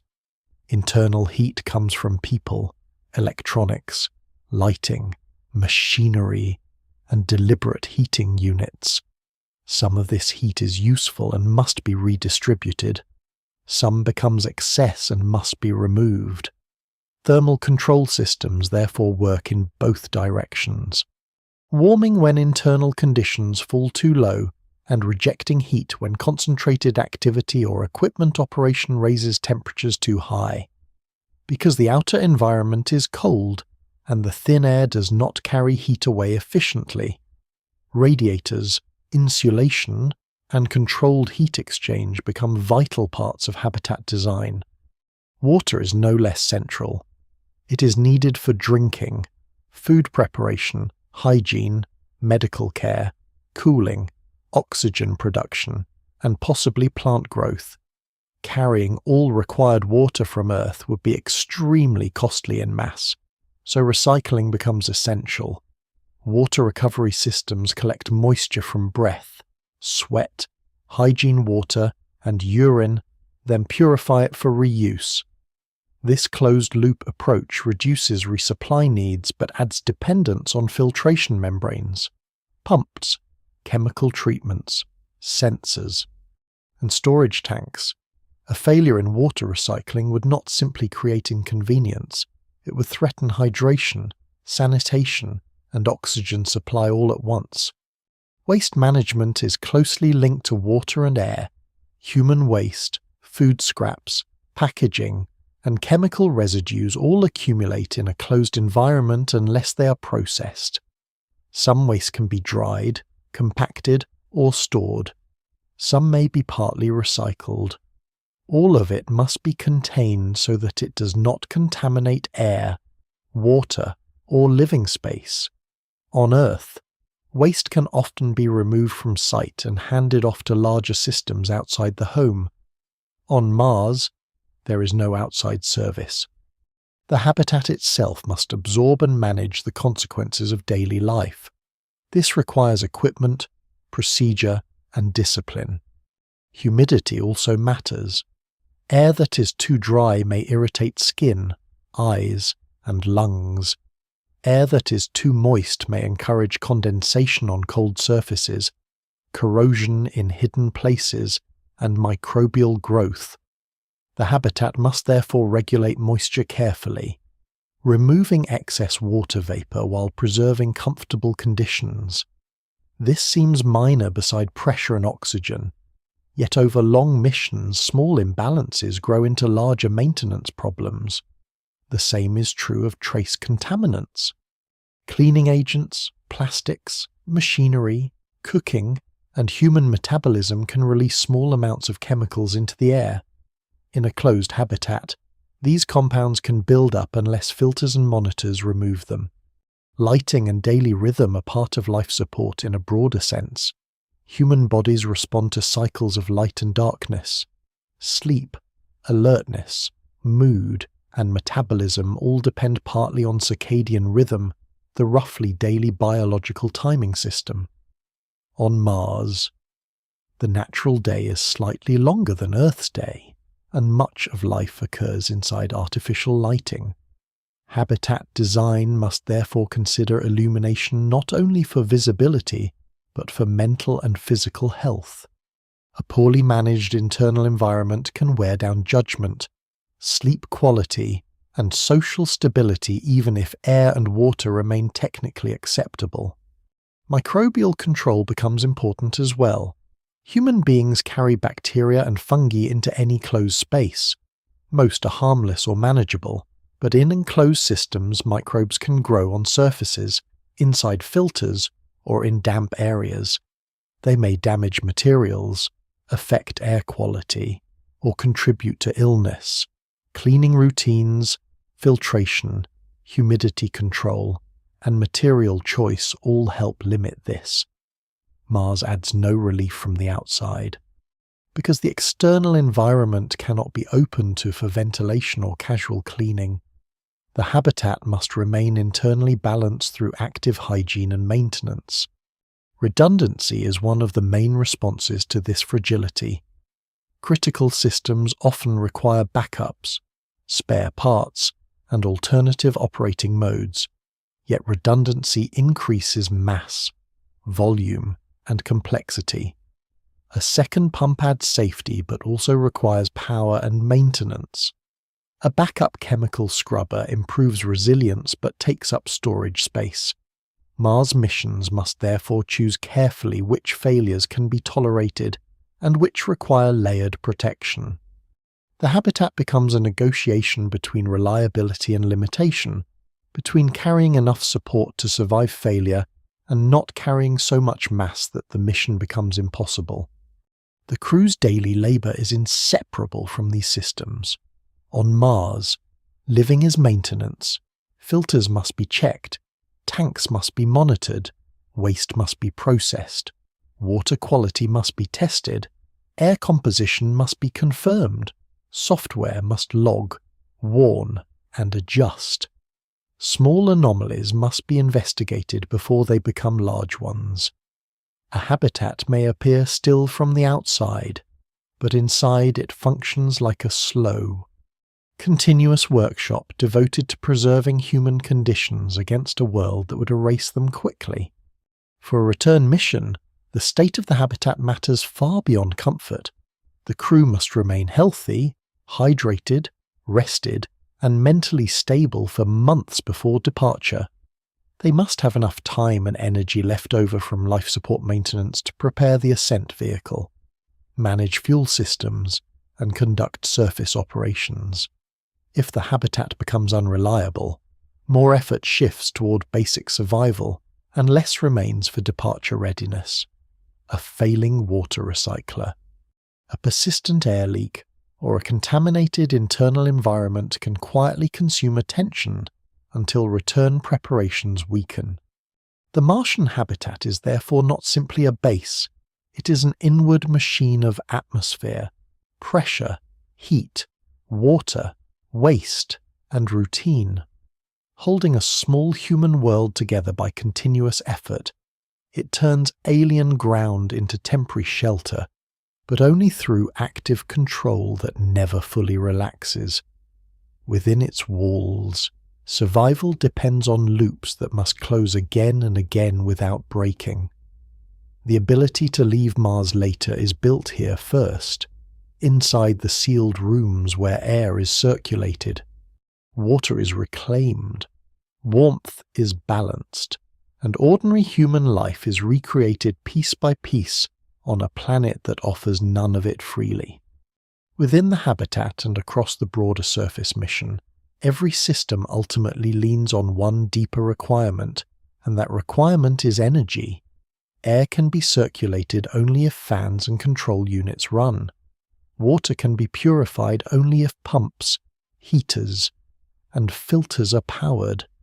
Habitats remain warm only if heat can be generated, moved, and regulated. Communications, lighting, scientific instruments, computers, medical devices, and the machinery needed for surface operations all depend on a steady flow of usable power. On Mars, energy is not one system among many. It is the condition that allows the other systems to function at all. This dependence becomes more severe because Mars is not an easy place to power. The planet lies farther from the Sun than Earth, so sunlight reaching the surface is weaker. The difference is not slight. Each square meter of solar panel on Mars generally receives much less solar energy than a similar panel on Earth under comparable orientation. This means that solar power, though possible and widely used in robotic missions, begins with a reduced input.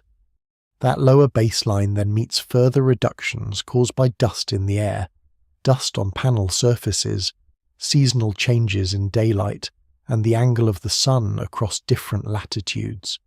Solar energy has the advantage of direct conversion. Panels can turn sunlight into electricity without moving parts in the panel surface itself, and the technology is well understood. Yet on Mars, solar energy is subject to irregularity.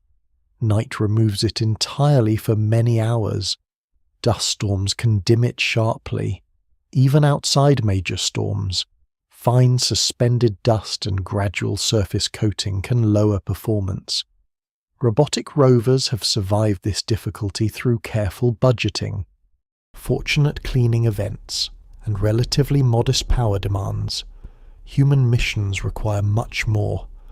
Life support, thermal control, communications, excavation, fuel production, and habitat operations all demand energy at scales far beyond those of a small rover. This creates an immediate problem of storage. If solar power is used, then energy collected during daylight must be stored for night and for periods of poor illumination. Batteries can serve this role, but batteries add mass and age with repeated charging and discharging. Their performance can also decline in the cold if thermal control is inadequate. Other storage methods, such as fuel cells or chemical systems, may help, but each brings additional hardware, complexity, and maintenance. A mission cannot simply count total energy produced across a day. It must guarantee that enough energy is available at each hour, including the darkest and coldest intervals. The cold increases demand at the same time that it strains supply. Habitats lose heat continuously to the external environment, especially during the Martian night. Electronics and fluids may require active warming. Stored water must be protected from freezing in the wrong places. Mechanical systems may need heaters to remain within working limits. This means that energy is consumed not only by purposeful activity, but by the act of resisting the environment itself. On Mars, much power is spent preserving conditions against cold rather than achieving outward goals. For this reason, many serious plans for human Mars missions include nuclear power as a major option. A nuclear fission system produces heat from the splitting of heavy atomic nuclei, and that heat can be converted into electricity. Such a system does not depend on sunlight, dust-free skies, or daily cycling between light and darkness. It can operate continuously, offering a steadier supply that matches the continuous needs of a habitat and industrial equipment. This steadiness is one of its greatest advantages. It reduces the need for massive storage and allows essential systems to run through storms and night without the same degree of uncertainty. Yet nuclear systems introduce their own demands. They must be launched safely, deployed reliably, shielded appropriately, and kept thermally and mechanically stable in the Martian environment. Their radiators, converters, control systems, and structural supports all become mission-critical hardware. If a compact reactor is used, it must function for long periods with very high reliability. Because repair opportunities are limited and specialist intervention from Earth is impossible, a nuclear power unit may reduce one major vulnerability while creating a new cluster of technical obligations that must be managed locally. Whether the mission relies mainly on solar arrays, nuclear systems, or a combination of both, distribution becomes another concern. Power generated at one point must be delivered where it is needed. Cables, connectors, inverters, switches, and control systems all form part of this network. On Mars, those connections must survive dust, cold, repeated thermal cycling, and long exposure. A broken cable or contaminated connector may interrupt more than one device if the system is shared. For that reason, power architecture must be designed with fault isolation so that a failure in one branch does not darken the entire habitat. Energy budgeting becomes part of daily decision-making. Crews may need to schedule heavy tasks during periods of high availability. Equipment for excavation, heating of processed materials, water extraction, or atmospheric processing may compete with life support and communications for limited capacity. When reserves are low, non-essential work may have to pause. In a prolonged dust event or after damage to a power source, even essential systems may need to be rationed carefully. Mars turns electricity into a finite and strategic resource. something to be planned with the same seriousness as food, water, or breathable air. The importance of power grows further when long-term goals are considered. A mission that merely lands and survives for a short time already needs dependable energy. A mission that hopes to return requires far more. Fuel production equipment, environmental control for stored propellants, diagnostics for the ascent vehicle, maintenance workshops, computing resources, and communications with Earth all require sustained power over months. It is not enough for the habitat lights to stay on. The mission must also power the slow industrial work that makes departure possible. This is where energy becomes linked to time. A power shortage does not always kill a mission in a single moment. More often, it slows progress. Fuel plants run fewer hours, water extraction takes longer, maintenance is deferred, batteries cycle more deeply and age faster, crew activity narrows to the minimum. Over weeks and months, the return schedule can begin to slip. A launch window, once reachable, may come under pressure if enough delay accumulates. The crew may be forced to remain on Mars longer than intended, increasing strain on supplies and systems. Thus, a weak energy margin can turn into a return crisis gradually, by eroding preparation rather than by causing immediate collapse. Dust remains central throughout this region. It can settle on solar panels and reduce output steadily. It can interfere with exposed mechanisms in deployment systems. It can obscure optical sensors used to orient arrays or inspect equipment. Even a nuclear-powered mission is not free from dust, because dust still affects cables, radiators, vehicles, and maintenance operations. Mars does not allow energy systems to sit untouched. They must be cleaned, monitored, and protected as long as the mission lasts. Energy on Mars is therefore not merely a background engineering topic. It is the deep operating currency of survival and return. Every breath of processed air, every litre of purified water, every warm interior wall, every message to Earth, and every preparation for launch is paid for in power. A crew may arrive with food, tools, and skill, but without dependable energy, those advantages fade quickly. The Martian environment is too cold, too dark at night, too dusty, and too distant from resupply to forgive a weak power system. In this inward layer of the mission, the question of whether anyone returns from Mars begins to rest less on dramatic moments and more on whether energy continues to flow, hour by hour, through the hidden circuits that keep the small human outpost alive and able to leave.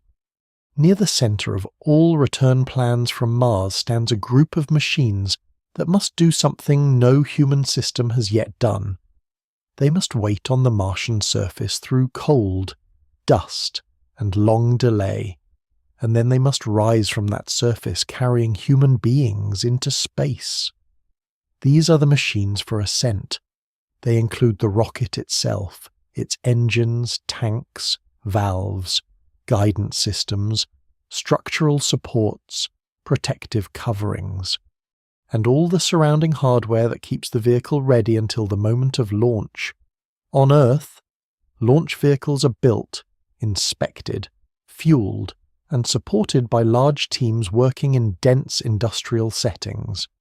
On Mars, the ascent vehicle must remain reliable far from that support, often after many months of exposure in a hostile environment.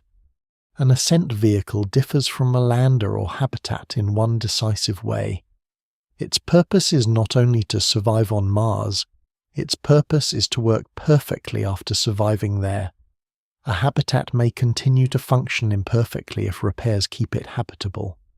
A rover may lose some performance and still provide useful service. An ascent vehicle has less room for partial success.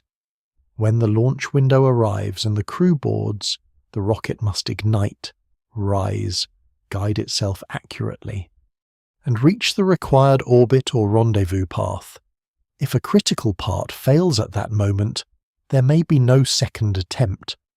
This creates a long problem of preservation. Engines must remain clean and mechanically sound. Propellant lines must stay sealed.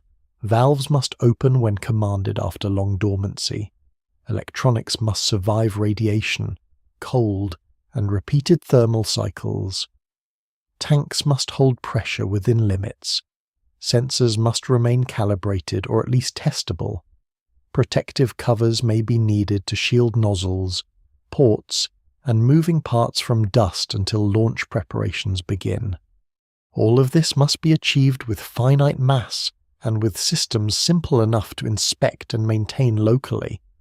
The engines themselves are central.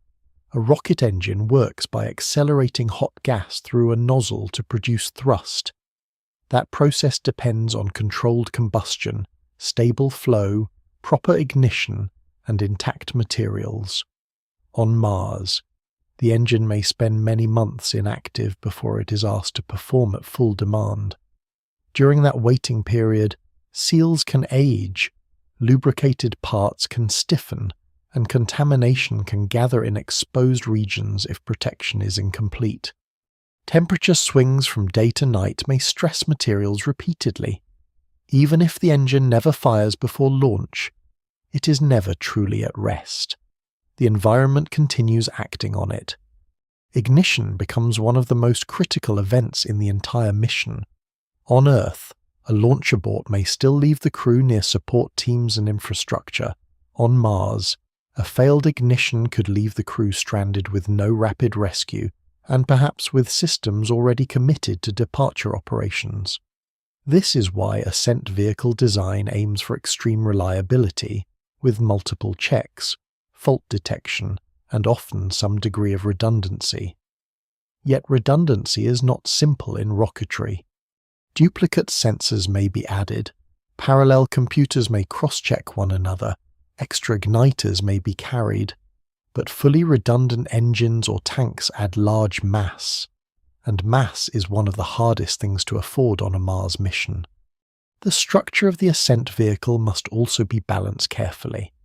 It must be strong enough to endure launch loads, vibration, handling, and months of exposure, while also being light enough to reach orbit with limited propellant. A heavier vehicle demands more fuel. More fuel requires larger tanks and perhaps larger engines, which then increase mass further. This cycle is familiar in rocket design and becomes even harsher on Mars because every kilogram that arrives at the surface had to survive interplanetary transport and landing first. The ascent vehicle is therefore shaped by a strict discipline of mass control, where every added protective feature must justify the burden it creates. Guidance and navigation systems form another critical layer. Once the rocket leaves the surface, it must know its orientation, measure its motion, and steer along the proper path. Gyroscopes, accelerometers, star trackers, and onboard computers may all play a role. These systems must remain trustworthy after long storage. A damaged sensor, corrupted software state, or thermal fault could cause the vehicle to veer from its intended trajectory. Unlike a short hop from one place on a planet to another, ascent from Mars aims for orbit or for a meeting with another spacecraft. Precision is not optional. A slight error may leave the vehicle too low, too high, or in the wrong plane to complete rendezvous later. The vehicle must also be supported physically before launch. It may rest on landing legs, a platform, or another support structure integrated into mission architecture. These supports must keep it stable on uneven ground, and in the presence of dust deposition, thermal contraction, and possible settling of the soil beneath. Access systems must allow the crew to enter while wearing suits, umbilicals, which are lines that provide power, data, fluid transfer, or environmental support before launch. May need to connect the rocket to the habitat or to support equipment.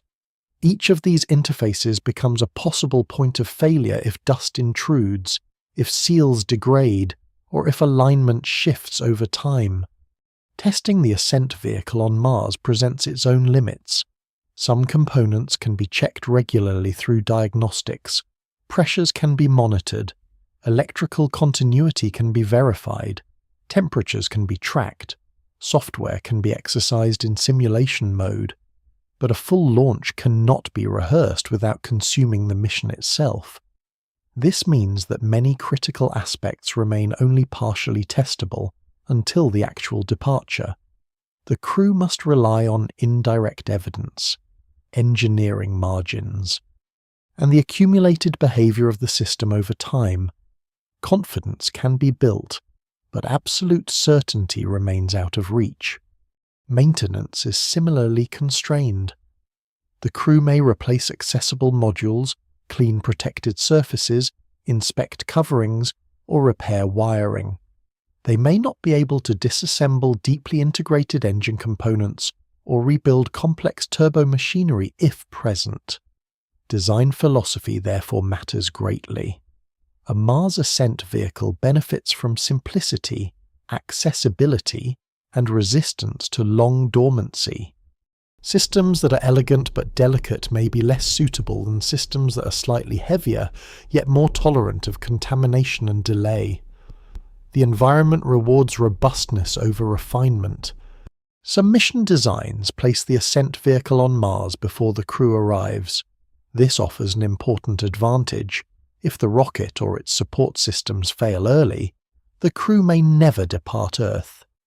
Such a sequence reduces the risk of sending people to Mars without a proven way home. Yet even this approach does not remove uncertainty. A vehicle that lands successfully and appears healthy may still degrade over the many months before humans board it. It still must wait. It still must resist dust.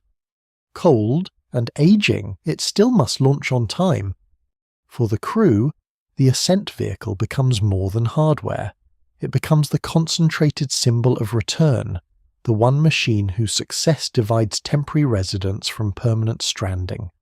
Every inspection, every power reading, every pressure test carries unusual weight because all the broader work of living on Mars points toward this one event.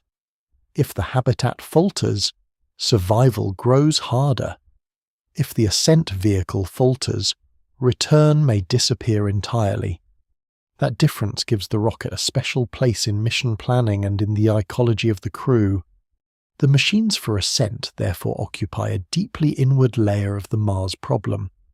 They stand on the surface as silent reserves of possibility, exposed to the planet for months while depending on the continuous care of habitats, power systems, and human attention. They must remain dormant without decaying, complex without becoming fragile, and light without becoming weak. When the time for departure arrives, they must change instantly from stored hardware into a functioning launch system. In that transformation lies one of the central reasons why returning from Mars is so difficult. The world does not merely require a rocket. It requires a rocket that can wait, endure, and then work perfectly after living for a long time in conditions that challenge every seal, circuit, and mechanism entrusted with carrying human beings back into space. Around the ascent vehicle and the wider surface base, a deeper chain of machinery may be required before any return can even be attempted. This is the chain of propellant production on Mars. Propellant is the substance a rocket expels to create thrust. For a Mars mission, carrying all the fuel for the return trip from Earth is possible in principle, but it becomes extremely difficult as mission mass grows. Every kilogram of return propellant launched from Earth must be carried across interplanetary space, slowed into Mars orbit, landed on the surface, stored safely for months, and then lifted again during ascent. Because of this burden, many mission designs seek another path. They aim to make some of the needed propellant on Mars itself from local resources. This idea is known as in situ resource use, meaning the use of materials already present at the destination. The logic is powerful. Mars offers an atmosphere composed mostly of carbon dioxide. In some regions, and in many places below the surface, Mars also appears to hold water ice. Carbon dioxide contains carbon and oxygen. Water contains hydrogen and oxygen. If these ingredients can be gathered and processed, they can support the creation of useful propellants and oxidizers for a rocket. An oxidizer is the chemical partner that allows fuel to burn in a rocket engine where no atmospheric oxygen is available.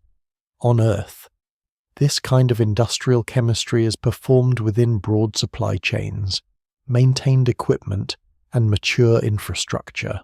On Mars, it would need to occur inside a thin atmosphere, in severe cold, far from repair teams, using machines that must operate for many months with little interruption. One commonly discussed pathway begins with atmospheric carbon dioxide. Compressors draw in the thin Martian air and raise its pressure so that chemical processing becomes possible. This step alone is demanding because the atmosphere is sparse.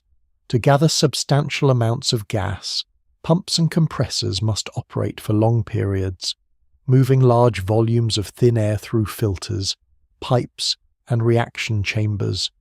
Dust must be kept out. Valves must continue sealing. Moving parts must survive cold starts, long cycles, and power interruptions. What seems simple in broad concept becomes mechanically delicate in practice. If water is available, either brought from Earth at first or extracted from Martian ice or hydrated soil, it can be split into hydrogen and oxygen by electrolysis. Electrolysis is the use of electrical energy to separate a compound into its parts. The oxygen may be stored as oxidizer and also used for breathing support if purified properly. The hydrogen can then react with carbon dioxide through a chemical process often called the Sabatier reaction, producing methane and water. Methane is a possible rocket fuel. The water produced can be reused, feeding the loop again. This pathway has been studied extensively because methane and oxygen offer a practical combination for rocket engines and because the raw materials may exist on Mars in accessible forms. Yet each step depends on all the others. Water must be available in sufficient quantity. If the mission relies on buried ice, that ice must first be located, reached, mined or heated, and purified. If the ice lies too deep or is mixed heavily with soil and salts, extraction becomes harder. If the chosen landing site has less accessible water than expected, the production chain weakens immediately. Observations strongly support the presence of water ice in many parts of Mars, but the exact accessibility at a specific human landing site remains a local geological question. The success of propellant production therefore begins not in chemistry alone, but in the selection of terrain and subsurface conditions. Once gases are gathered and produced, they must be stored. Storage is not passive. Cryogenic substances, which are liquids kept at very low temperature, may boil away gradually if not cooled and insulated. Even if a mission uses storage strategies designed to limit loss, tanks, plumbing, and insulation must still perform for long periods. Methane and liquid oxygen each have their own handling requirements. Pressure must be controlled. Heat leaks must be minimized. Sensors must confirm quantity and condition. A small leak sustained over many months can erase valuable reserves. A contaminant introduced early in the process can damage downstream equipment or reduce engine reliability later. Power demand remains central throughout, compressing thin atmospheric gas, running electrolysis units, heating icy soil, pumping fluids, controlling temperatures, and monitoring storage all require energy. A propellant plant is not a simple container left in the sun. It is a sustained industrial process. If power is interrupted too often, output falls. If temperatures drift outside limits, efficiency may drop or components may degrade. If maintenance is delayed, filters may clog and seals may fail. Thus, the chemistry of making fuel on Mars is inseparable from the energy systems, habitat systems, and crew time that support it. Automation may reduce some burden, and most serious mission designs assume a high degree of autonomous operation. The plant may begin working before the crew arrives, building up propellant stores in advance. This offers a major strategic benefit. If the system cannot produce enough fuel, the failure may be discovered before humans leave Earth. In that sense, pre-deployment turns chemistry into a gatekeeper for crew safety. Yet automation does not eliminate fragility. Sensors may drift. Software may misinterpret conditions. Dust may reduce performance in small ways that compound over time. A machine that appears functional from afar may still be underperforming locally, and delayed communication means Earth cannot diagnose every issue immediately. The chain is also vulnerable to impurity.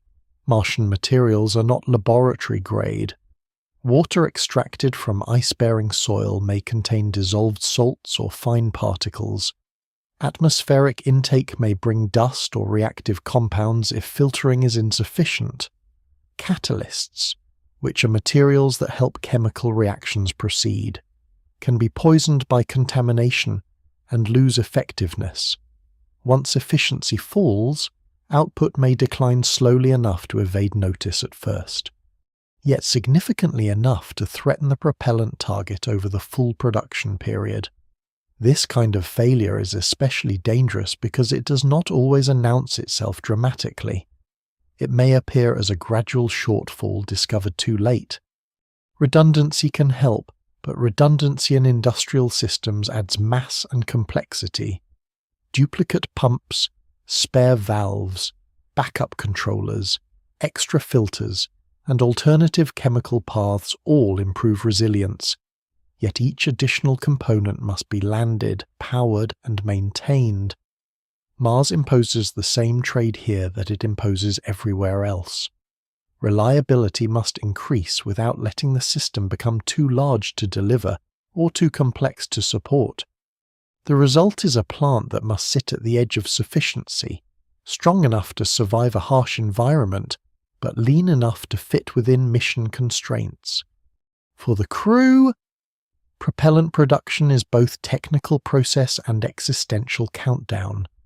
Every kilogram of methane and oxygen accumulated in storage represents a small increase in the possibility of return. Every interruption, leak, or underperforming subsystem moves the mission closer to delay or failure.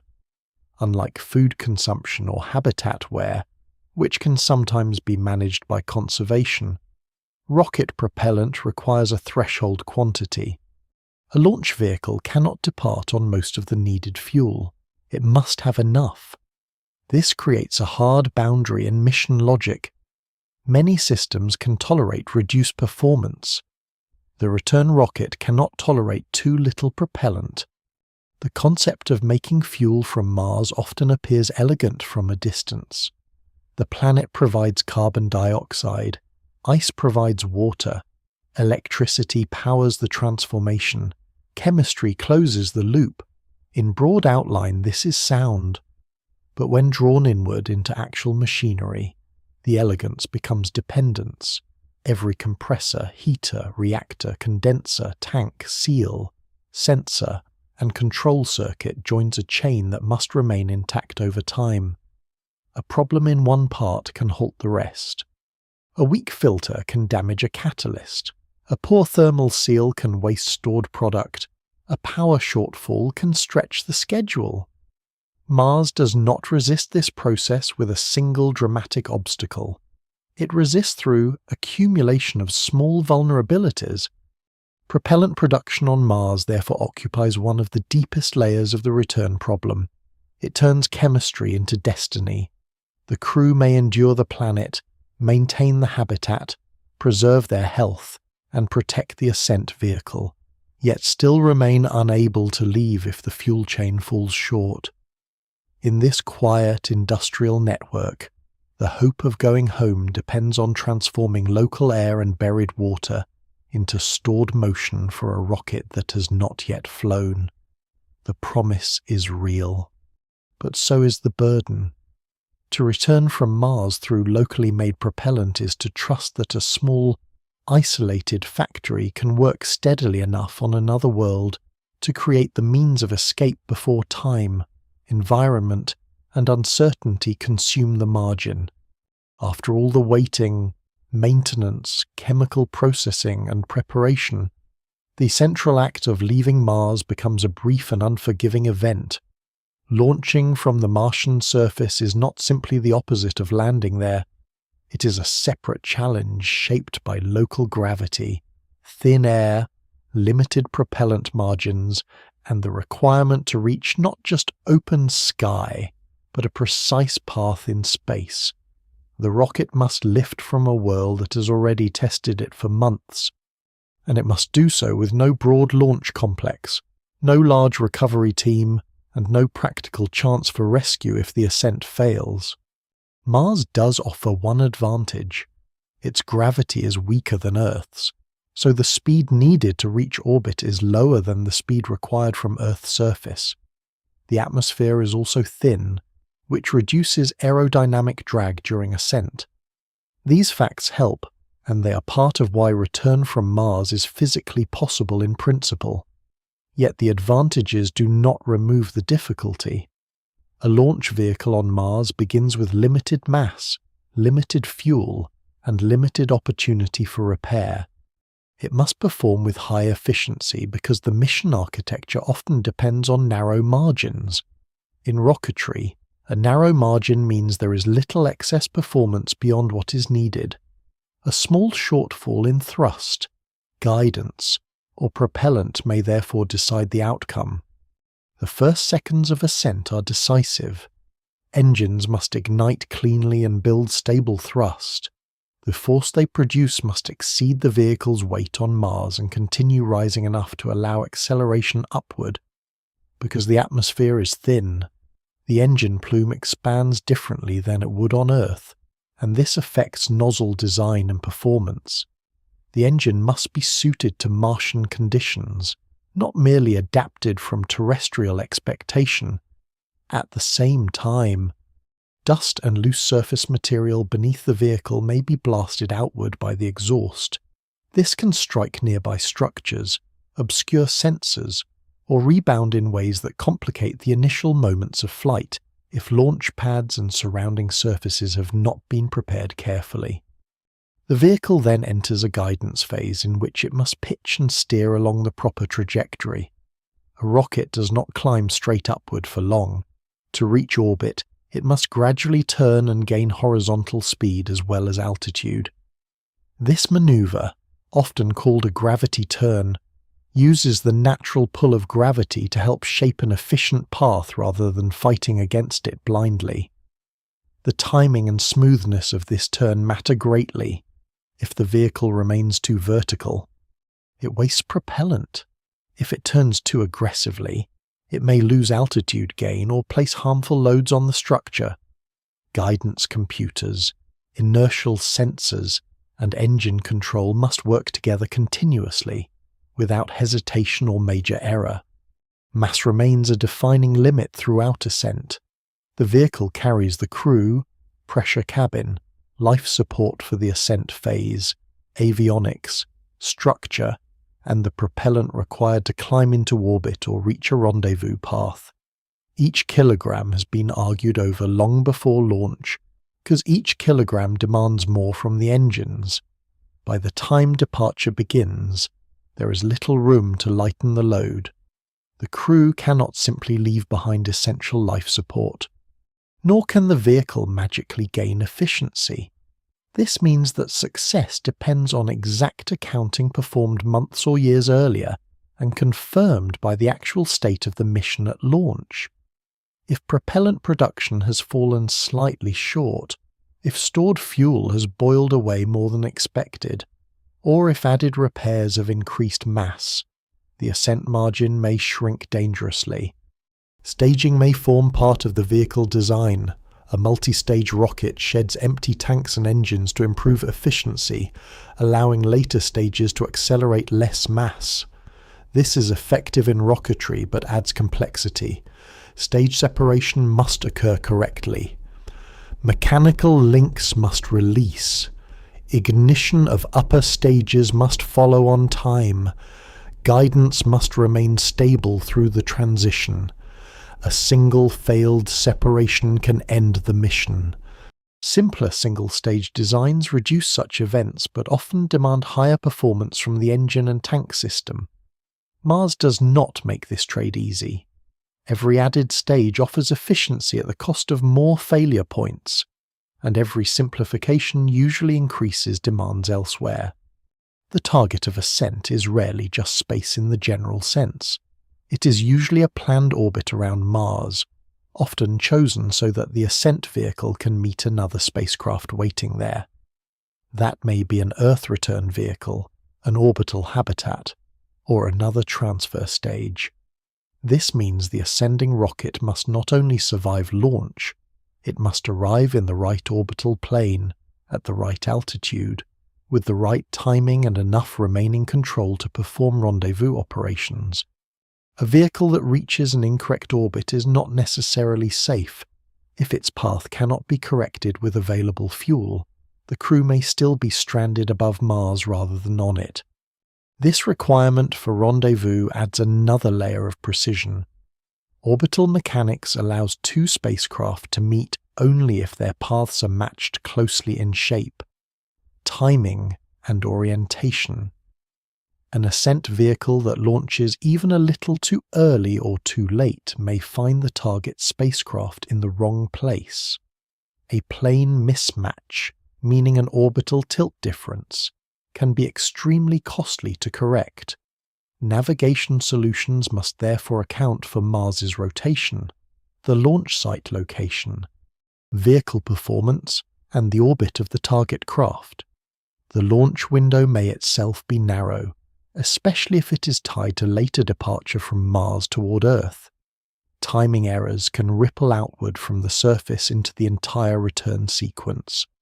During ascent, communication with Earth remains delayed and therefore secondary. Local autonomy controls the event.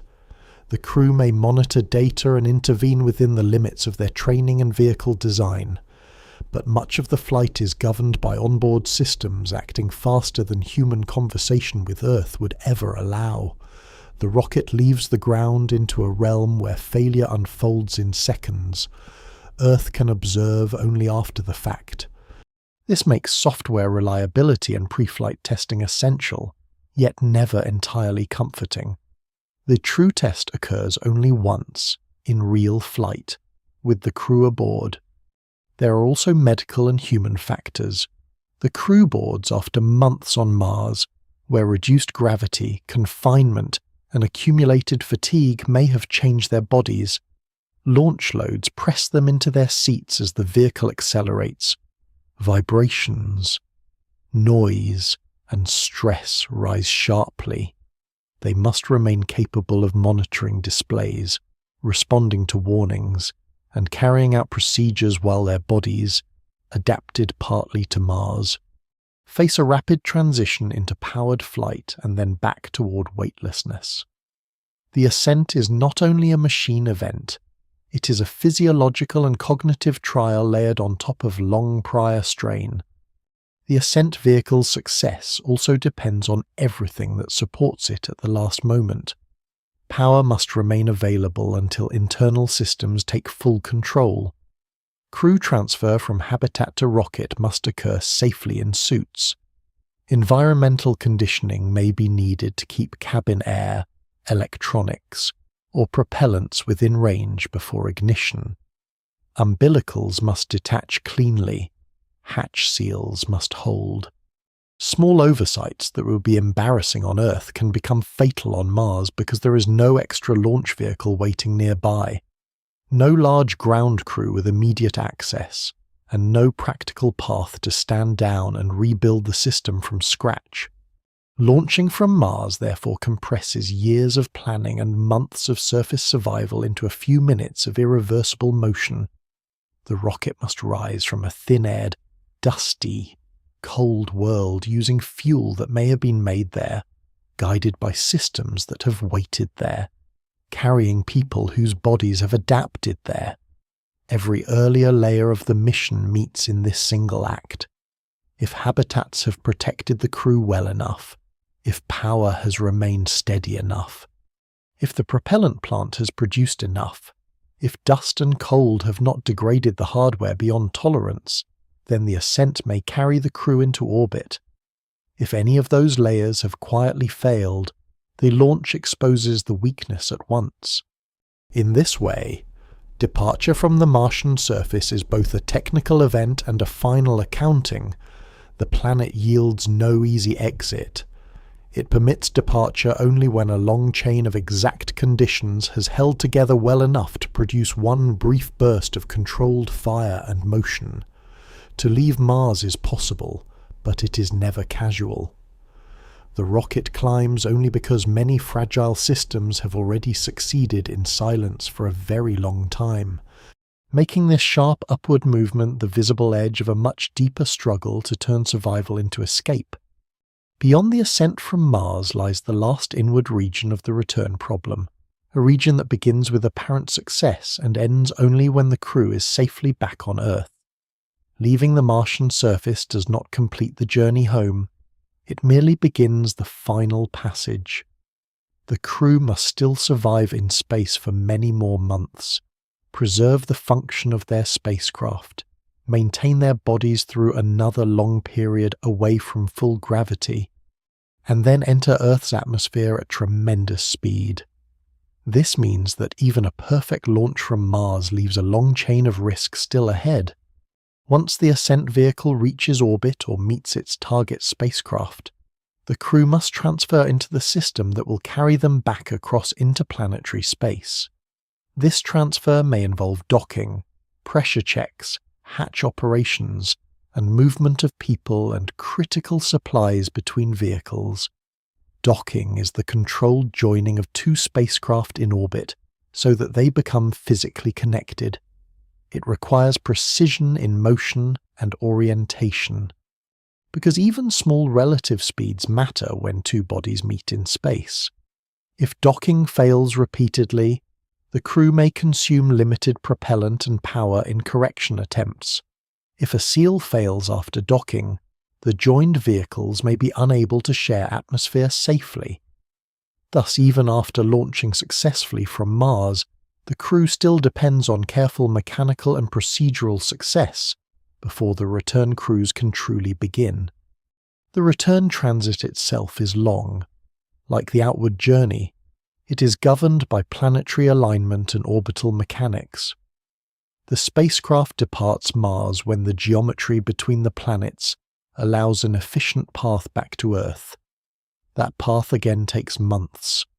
During this time, the crew lives inside another closed environment, relying on stored supplies and recycling systems. Any damage or degradation accumulated earlier in the mission now travels with them, unlike a short rescue flight near Earth.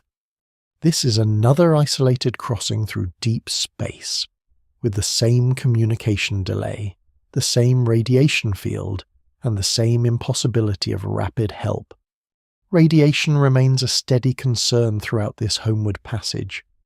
Solar particles and galactic cosmic radiation continue to pass through the spacecraft walls, adding further exposure to bodies that have already spent many months in space and on Mars. The total dose is cumulative. A successful ascent does not reset biological risk. It adds another long interval over which DNA damage, cellular stress, and the possibility of equipment upset continue to build. Shielding may reduce some of this, and storm shelters may again protect the crew during stronger solar events, but the fundamental condition remains unchanged. Between Mars and Earth there is still no broad natural shield. The human body by this point carries the layered effects of the full mission. The crew has endured the outbound transit, time on Mars in reduced gravity, the physical and mental strain of surface work, and the launch back into orbit. During the return cruise, weightlessness acts again. Muscles and bones may weaken further if exercise and nutrition do not hold them up sufficiently. Cardiovascular adaptation may deepen. Balance systems may readjust yet again to free fall. Fatigue becomes cumulative, because this stage does not begin with fresh bodies, but with bodies already marked by long exposure to altered environments. The spacecraft itself also arrives at this stage with history behind it.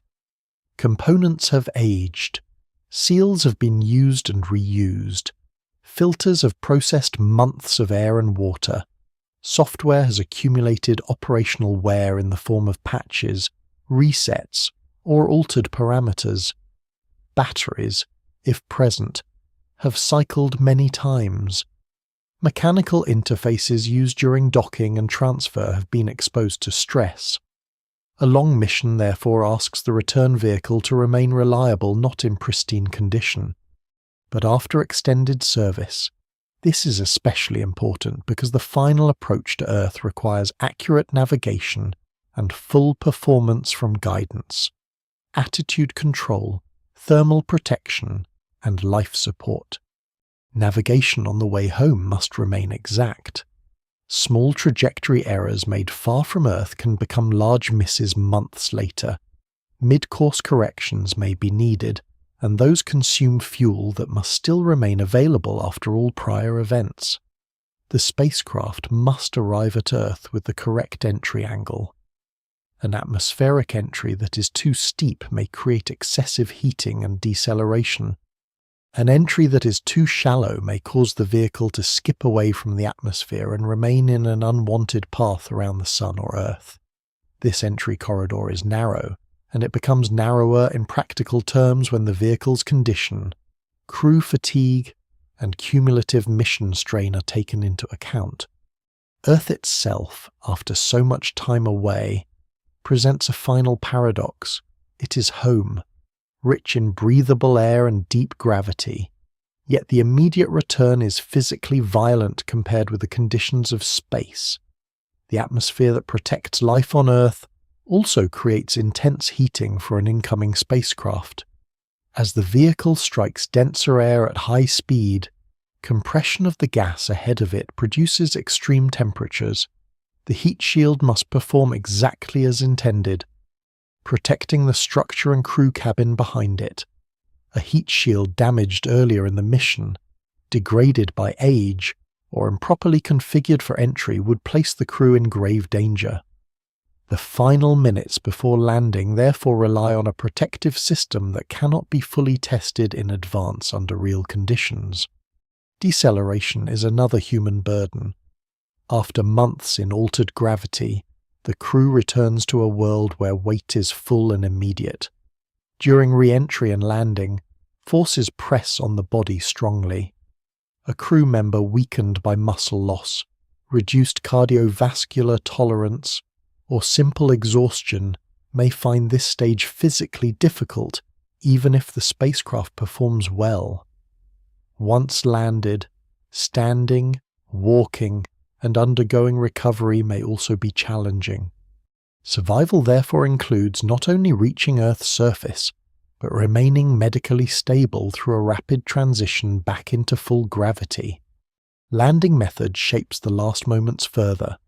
Some spacecraft descend under parachutes, some use additional airbags or propulsive systems, and some combine several methods.